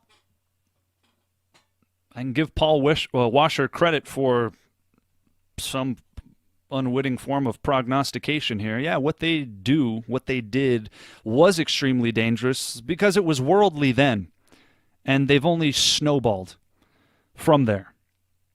But he says he counts it a privilege to be friends with such men of integrity, men who stand for the truth, who seek to be godly. This was Paul Washer at a 2010 Legacy Conference with Lecrae and Francis Chan, before Francis Chan became what is nearly a full-blown Catholic at this point. By all means, please see the Apostasy report on Francis Chan if you haven't seen it. All of this ties in together. We're just focusing on worship primarily, but know that behind the worship is ideology, worldview, theology. So even Paul Washer, observing for the last 9 years as his friends of integrity snowball into promotions of Hillsong, the world, pansexuality, general worldliness, has stood idly by and said nothing. The sin of Eli knocks at the door of Paul Washer. I say this sadly, remorsefully, a man that I used to listen to. The thing that made Paul Washer known was his boldness. Famous for rebuking a group of youth students at a youth conference, talking about worldliness. I think it was even in the context of worship, ironically, in Britney Spears concerts or some such. And as he's rebuking that, he said, I don't know why you're applauding, or I don't know why you're clapping. I'm talking about you. The very thing that he became known for is the very thing he jettisoned somewhere along the way. As his friend of integrity, Trip Lee, stands arm in arm with a heretic band. As his friend, Lecrae, stands arm in arm with every worldly radio station, doing everything in his linguistic gymnastic ability to move away from the name of Jesus. No repudiation? For that matter, what about John Piper? What a sad state of affairs. So you that thought because you might be in a conservative circle, this doesn't extend to you. Well, I tell you it does. For you who fancy yourself students of theology, that listen to guys like Albert Mohler and Ligon Duncan and Mark Dever, and maybe you'll listen to people at the Sing Conference because, goodness, you got Johnny Erickson Tata and Ravi Zacharias and Francis Chan's good buddy David Platt here. No. This conference is infected as well. Shane and Shane are touring with one of the leaders of Passion, which we'll get into. Remember, Louis Giglio. Here is Paul Washer's friend Lecrae, David Crowder, Sadie Robinson, Elevation Worship, Kerry Jobe. There's John Piper and Levi Lusko. Anybody want to tell me why John Piper's over here at the Together for the Gospel conference? Anybody? No? Anybody want to tell me why nobody's rebuking Trip Lee for all of his heretical associations? Anybody? No? Right? People don't mind pointing a finger at Hillsong, but when it comes to Roost in their own backyard, then they got a problem with it. No, this extends to your friends Trip Lee and Lecrae as well. But I've heard him say true things. I'm sure you did. Does that give him carte blanche to do this? Trip Lee, in between Ravi Zacharias and Levi Lusko on tour with Bethel? Never mind that. There's Hillsong right below him. Christine Kane. This is a sea of heresy, and Trip Lee is a staple piece of it. He was there a couple of weeks ago. Elevation worship, coming with Stephen Furtick's wayward, narcissistic theology. Boy, isn't this something. What does Christine Kane have to say? You know what? I'm going to stand in the gap for my generation. Yes, we're going to throw away legalism. Yes, we're going to throw away misogyny. Yes, we're going to throw away racism. Yes, we're going to throw away lovelessness. We're going to get rid of the junk, but we're going to stick to the supply. His name is Jesus. They're only going to stick to the name Jesus. All of that was just clever language to cloak social justice agendas. That's it. Because what she means by misogyny and racism are not classical definitions. What she means is that if you have a problem with the biblical teaching that women aren't supposed to have authority over men in an official teaching capacity or eldership in a church, that's misogyny. Right? And if there doesn't appear to be enough diversity according to the standards of the world, then somehow you're a racist. That's all this is. So she's going to stand in the gap. Well, Trip Lee was a part of this whole nonsensical conference with Louis Giglio, the Pope Kisser. So here they are, a bunch of different conferences. King and Country, Skillet, John Christ, I think he got kicked off of this one. Lecrae, Crowder, Andy Mineo, Zach Williams, Mac Powell, Pastor Chad Veach, hireling Chad Veach, Rightly, Sarah Reeves, Ledger, KB, Tadashi, Disciple, Land of Color, Project 86, Fit for a King, 1K Few, Red Jumpsuit Apparatus. I mean, look at all these people. This is at the Uprise Fest. Okay? I don't remember that one. What up, Erg? All right. Death Therapy. Well, that sounds uplifting. What do we have here? Creation Fest, David Crowder, Skillet, Elevation, Hillsong, Kerry Job, Leisure, 10th Avenue North, Andy Mineo, right? I don't know who half of these people are. But perhaps you're familiar with some of these names. Do you see just how integrated it is? The Hunts, Nomads and Natives, Selena Lena. Nothing about this looks any different than the world. So here it is. All of these different artists coming together, all marketing, all business, all entertainment, no truth. Or the truth that you get is mixed with so much error, it's impossible to chew the meat and spit out the bones. You're getting a completely tainted substance altogether. There's Soulfest 2020, Lecrae, Big Daddy Weave, Propaganda, right? David Crowder, there you go. All of them. Just a constant sea of nonsense. Switchfoot, Zach Williams, my goodness, Matt Maher. It's all the same people. It's everybody that you know in the mainstream Christian, contemporary Christian music industry. It's a big pile of heretical, leavenous nonsense. And they're all a part of it. Every last one of them, they wouldn't be in there if they weren't. You wouldn't get signed by Capital Christian Music Records if you went against the grain, if you objected.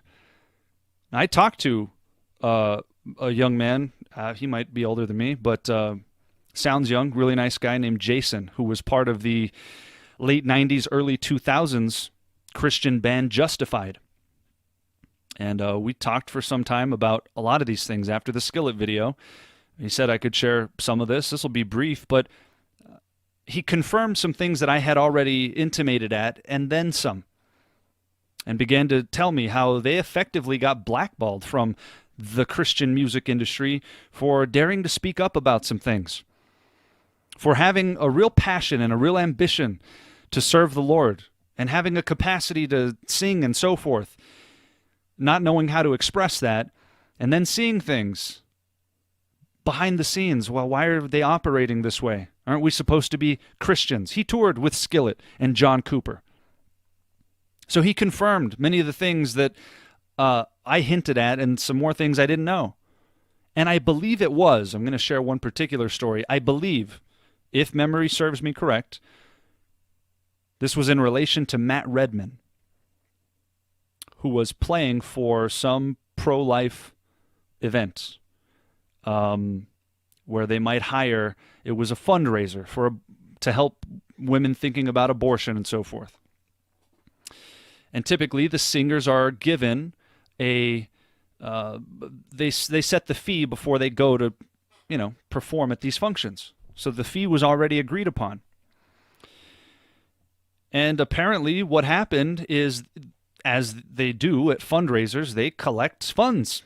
It's the whole point of the dinner, right? It's a massive giving specifically for one universal cause. Nobody's getting blindsided with an envelope. They came there with the express purpose of giving to this cause, and so they've come to have dinner and so forth, and they brought somebody to sing. Well, apparently after the collection was taken for this charity, the artist in question, which I believe was Matt Redman, wanted a cut of that as well. The fee that they had agreed upon before he got there wasn't good enough for him. Then he saw that there was a collection taken up, and he wanted a piece of that. A piece of the collection that was specifically for to help mothers considering abortion. Now again, if memory serves me correct, I'm not saying that as a statement of fact, but I'm pretty certain that's how the story went. How despicable. How incredibly despicable, but somehow unsurprising. Speaking up about certain things will absolutely get you blacklisted, will absolutely get you shunned from a group. You think they'd be invited to tour with people if they said, hey, wait a second, Bethel Music teaches heresy? You think you'd be invited to tour with them? I think not. You keep your mouth shut and you go along to get along, or you're not getting a piece of that pie. All the people you see on this list serve a God, but it's not the God of the Bible. It's a God of their own design. It's the God of money. It's the God of this world. It's some other God with a little g. But there they all are, right? Rock the Desert, Skillet, Disciple, Lecrae, Carrie Job, etc., etc. You get the picture. But you didn't think this extended to Greg Laurie and the Harvest Crusades? There's Greg Laurie. There's For King and Country. There's The Passion Band with Kristen Stanfill. There's Jeremy Camp. There's Lecrae. There's Phil Wickham and Chris Tomlin, both tour mates of Joyce Meyer, the Newsboys, Daryl Strawberry. Greg always has to have some celebrity there. Yes, the Harvest Crusades are quite infected. Greg Laurie is quite compromised. And if you watch the Apostasy report on Calvary Chapel, you'll see more on that. Greg Laurie finds himself in all sorts of compromised positions these days because he got a little taste of the fame. He got a little taste of the spotlight and has been trying to live out his desire to be a rock and roll star through the avenue of the so-called church. Greg Laurie, Mr. Hollywood himself. Despicable. Oh, I'm sure you've heard a true thing or two. And it's been followed up with all kinds of poison. Especially in the form of worship here. And here is, what is this, Phil Wickham at the Harvest Crusade. Oh, there's Levi Lusko. Remember the guy that tours with Bethel? Yeah. It's Greg Laurie's good friend. Little protege. Again, Greg Laurie has a background in the Calvary Chapel movement as well. And so does Levi and his family. There's Greg. There's Levi. There's Chris Tomlin. One big, happy, famous family. Where truth comes second to networking. Where the show must go on. Don't trouble me with doctrine and theology. Give me a good singer and a charismatic preacher, and I don't care what else you promote.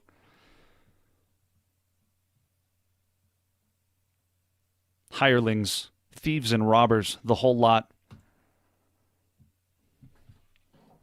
You got guys like Jack Hibbs promoting this? Hey, Pastor Greg, thank you.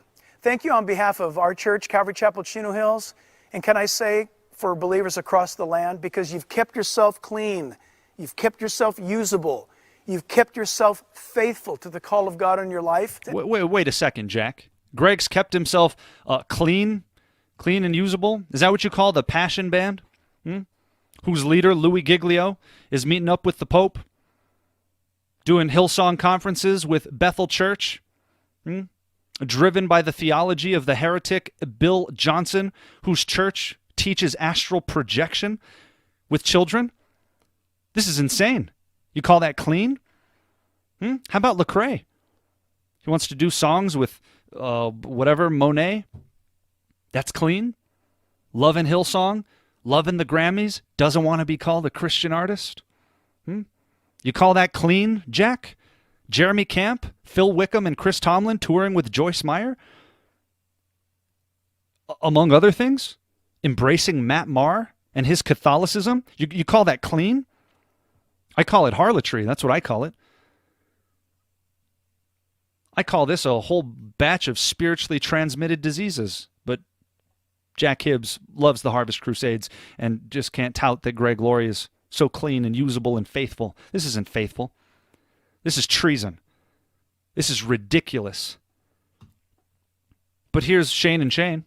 Hey, Shane here. And Shane. And I see what you Shane. did there. We are coming to you, Calvary Chapel, Chino Hills, January the 17th, 7 o'clock. 7 o'clock. All right, Calvary Chino. That's where Jack Hibbs is at. Well, there's Shane and Shane. Okay? Shane and Shane are closely connected to John Piper, who, don't forget, is heavily involved in the Passion Conference with Christine Kane and Bethel Music, etc., etc.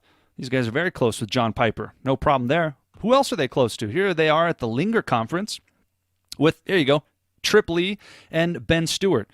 And if you'd like to see a whole apostasy report on Matt Chandler doing conferences with heretics like Todd White, feel free to watch that one. But here's Shane and Shane touring with Trip Lee, who we've already established, and Ben Stewart. Who's Ben Stewart, you ask? Well, I'm glad you asked. Ben Stewart is the hireling at Passion City Church in Washington, D.C. Sound familiar? Well, that's because it is. Church, and obviously you know this guy standing next to me, Ben Stewart. You know him well, and I just wanted to say on behalf of Passion City Church DC, our entire team here, to you, Pastor Ken, and to all of you at FaithBridge, we are so grateful for your generosity and support as we're launching out into Washington, D.C. with Passion City Church DC. And your love for Ben and Donna is Yeah, so Ben Stewart is under the direct leadership of this deceptive man who just had Bill Johnson at his Passion Conference last year. And this year might as well have had Bill Johnson, who finds himself at the Hillsong Conference with Brian Houston and the whole lot of them, right? The same Louis Giglio right here who's greeting Pope Francis. That's Ben Stewart. Ben Stewart is part of the Passion movement with Kristen Stanfill and the Passion Band that you saw touring with all these people. Well, Shane and Shane has no problem lingering with Ben Stewart, Trip Lee, Matt Chandler, and others. But you thought they weren't affected because they seemed a little more wholesome and bluegrassy or something. Well, I'll confess, they have great voices. I'm sure they're talented musicians. That does not excuse what's happening here. They have a whole thing called the Worship Initiative where they teach you how to play songs from everybody we just listed. Chris Tomlin, Matt Maher, etc., etc. They got a whole list of basically every Christian artist you can think of. Here's Ben Stewart, again, on tour with Shane and Shane, who Jack Hibbs invites to the Calvary Chapel Church. Here's Ben Stewart. Join us in welcoming Pastor Ben Stewart at the Kingdom Bound 2019 lineup. What is the Kingdom Bound conference, you ask? Well, here it was in 2019, last year. Well, you had for King and Country, you had David Crowder, Skillet, Bethel Music, Passion, Danny Goki, right? All the usual suspects and 1,000 others. And then, of course, you had Ben Stewart. Yes, Ben Stewart is very much involved with everybody we just talked about. All of them. No problem. Promoting Bethel, Skillet, never mind his own father of the faith, so to speak, Louis Giglio, who finds himself warmly embracing a man who could rightly be described as embodying so many of the attributes of the Antichrist that it's almost impossible to have a conversation about the topic of Antichrist without talking about the papacy. This is a total loss. This is not a light matter. All of them compromise from start to finish. Jesus culture, Hillsong, all of it. This is the 2020 conference. From start to finish, the Christian music industry as we know it is absolutely, without a doubt, completely corrupt. And I can tell you honestly, I'm stopping for time's sake now, this easily could be an 8-hour video. We have only scratched the surface of just how bad this is, but to give a complete overview, when you see Nicky Gumbel and Brian Houston in the Passion Conference and Matt Redman and Matt Maher, who's an open, outspoken Catholic, and Chris Tomlin, and on stage with Joyce Meyer and Phil Wickham, and down and down and down the line we go, Bethel Music and the crazy astral projection that comes out of that church, and Jesus culture, which is also an offshoot of Bethel Church, Hillsong, etc. All of these artists are touring together because truth does not matter to them. So what do you do? Now that's the question, isn't it? What do I do? You've just taken away all of my worship artists. Who am I supposed to listen to? Who do I listen to now, Josh? Who do you listen to? Well, I'm going to give you a brief answer here, and you might not like it. But there's a massive assumption in that question. Because this question presupposes that something is a necessity rather than a convenience, rather than a creature comfort exclusive to our modern era. It was only about 60 years ago, maybe 70 at the earliest, when there was any form of privately controlled music in a vehicle. Some older vehicles had record players put in them. And then around the mid-60s, the 8-track tape came into your vehicle. Prior to this, you were at the disposal of the radio. And prior to the invention of the radio, well, this just wasn't an option. It is a convenience that we get to listen to people singing. This is not a requirement or a necessity. But look how accustomed we've become to our modern creature comforts. You know, the apostles didn't just get to pop in technology and listen to somebody sing to them. You know what they did? They had songs that they sang to themselves. It doesn't mean things weren't written. Book of Psalms. Written where good theology abounds, which comes first before you start singing. Who am I going to listen to? If you're asking the question as if it's an absolute necessity that you have something to stick into your headphones and your iPod, maybe you're asking the wrong question and you've become too accustomed to comforts. It's not a necessity. And I'm not saying there aren't people that you can listen to. What I am saying is that as it concerns the mainstream contemporary Christian music industry as we know it, it is completely and utterly corrupt, and this is the tip of the iceberg. You are witnessing apostasy on quite a grand scale as it concerns our Western world and the modern evangelical state. All of them are in it for business. All of them are doing what is good to allow the show to press on. Have you even thought about not depending on some artist to serenade you? Because until very recently in human history, this was not a luxury anybody else enjoyed. It is merely a luxury of the 20th and 21st century.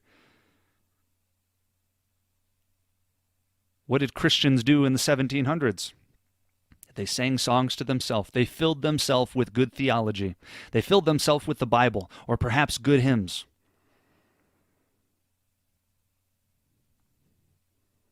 You get yourself an old hymn book from a couple hundred years back, and you compare what's written in there to some of the lyrics you find here.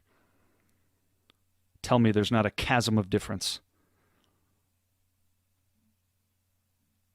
I don't know who you should listen to. I'm not saying you should listen to anybody. Maybe you can find some nondescript choir. Maybe there's some good old hymns sung by somebody. I think there are people who do produce music who aren't part of this. You're not going to know their names, though. They're not going to show up at your church because they're not a part of that circuit. And the only way to become a part of that circuit is to be marketable and to compromise. So you might find some people here and there. The internet is a vast region. What I am telling you is that if your church is supporting the ministries of anybody we just listed, you are sitting under, at best, the leadership of a negligent buffoon or a hireling. And if you show them this video and they have an objection, he's too opinionated, that's too rash. If they give you something other than a sound argument, a sound biblical argument against this, by the way, if you have questions about some of these things, please see the video I did on guilt by association, which this is not. These are clear-cut instances of cooperation, partnership, and arm-in-arm Amos 3:3 fellowship. You don't get to link hands in fellowship with people promoting falsehood and not get tainted yourself. And if somebody tells you otherwise, that person is not fit to teach anybody. If they say that truth doesn't matter and you can have fellowship with somebody like Bethel Church, you're sitting under the direction of a hireling. Now, this is largely going to apply to most megachurches, which I would say are fundamentally wrong in the first place. But I don't doubt that there are real Christians sitting in them that need to come out. And perhaps, just perhaps, this might be the wake-up call you need to see just how bad it is. And when you voice your concern to that associate pastor, hey, did you know Chris Tomlin's touring with Joyce Meyer? Did you know Matt Redman leads worship for Joyce Meyer and finds himself at the Ecumenical Holy Trinity Brompton Leadership Conference with Pope lovers and all sorts of stuff with Nicky Gumbel? And they say, who told you that? Well, this song is good.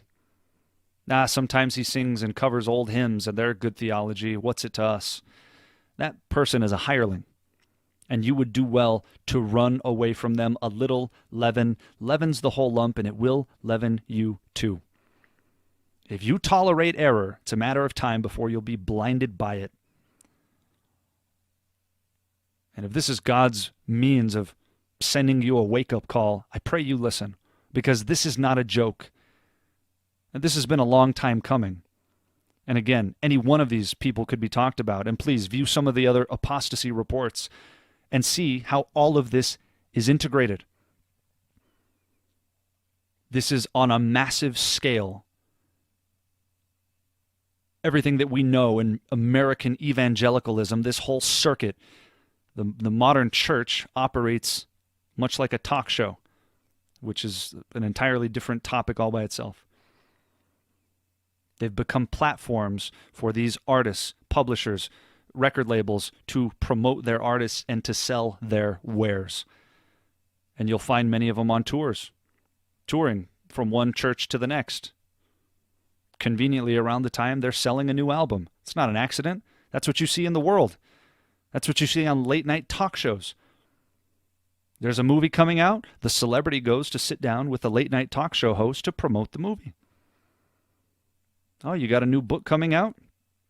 Well, the book publisher is going to put you on tour to go to this mega church and that mega church and all the way around, but it's massive in the music industry.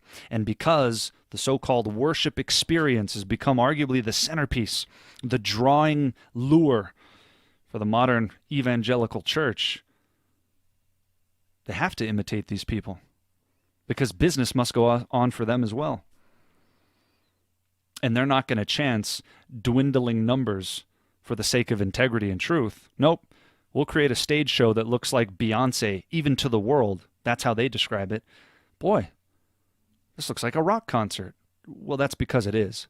It's worldly. It's sensual. It is there to entice you. And they are battling for your mind. And if you don't guard your hearts and your minds in Christ Jesus, again, it's a matter of time before you will be blinded by it all.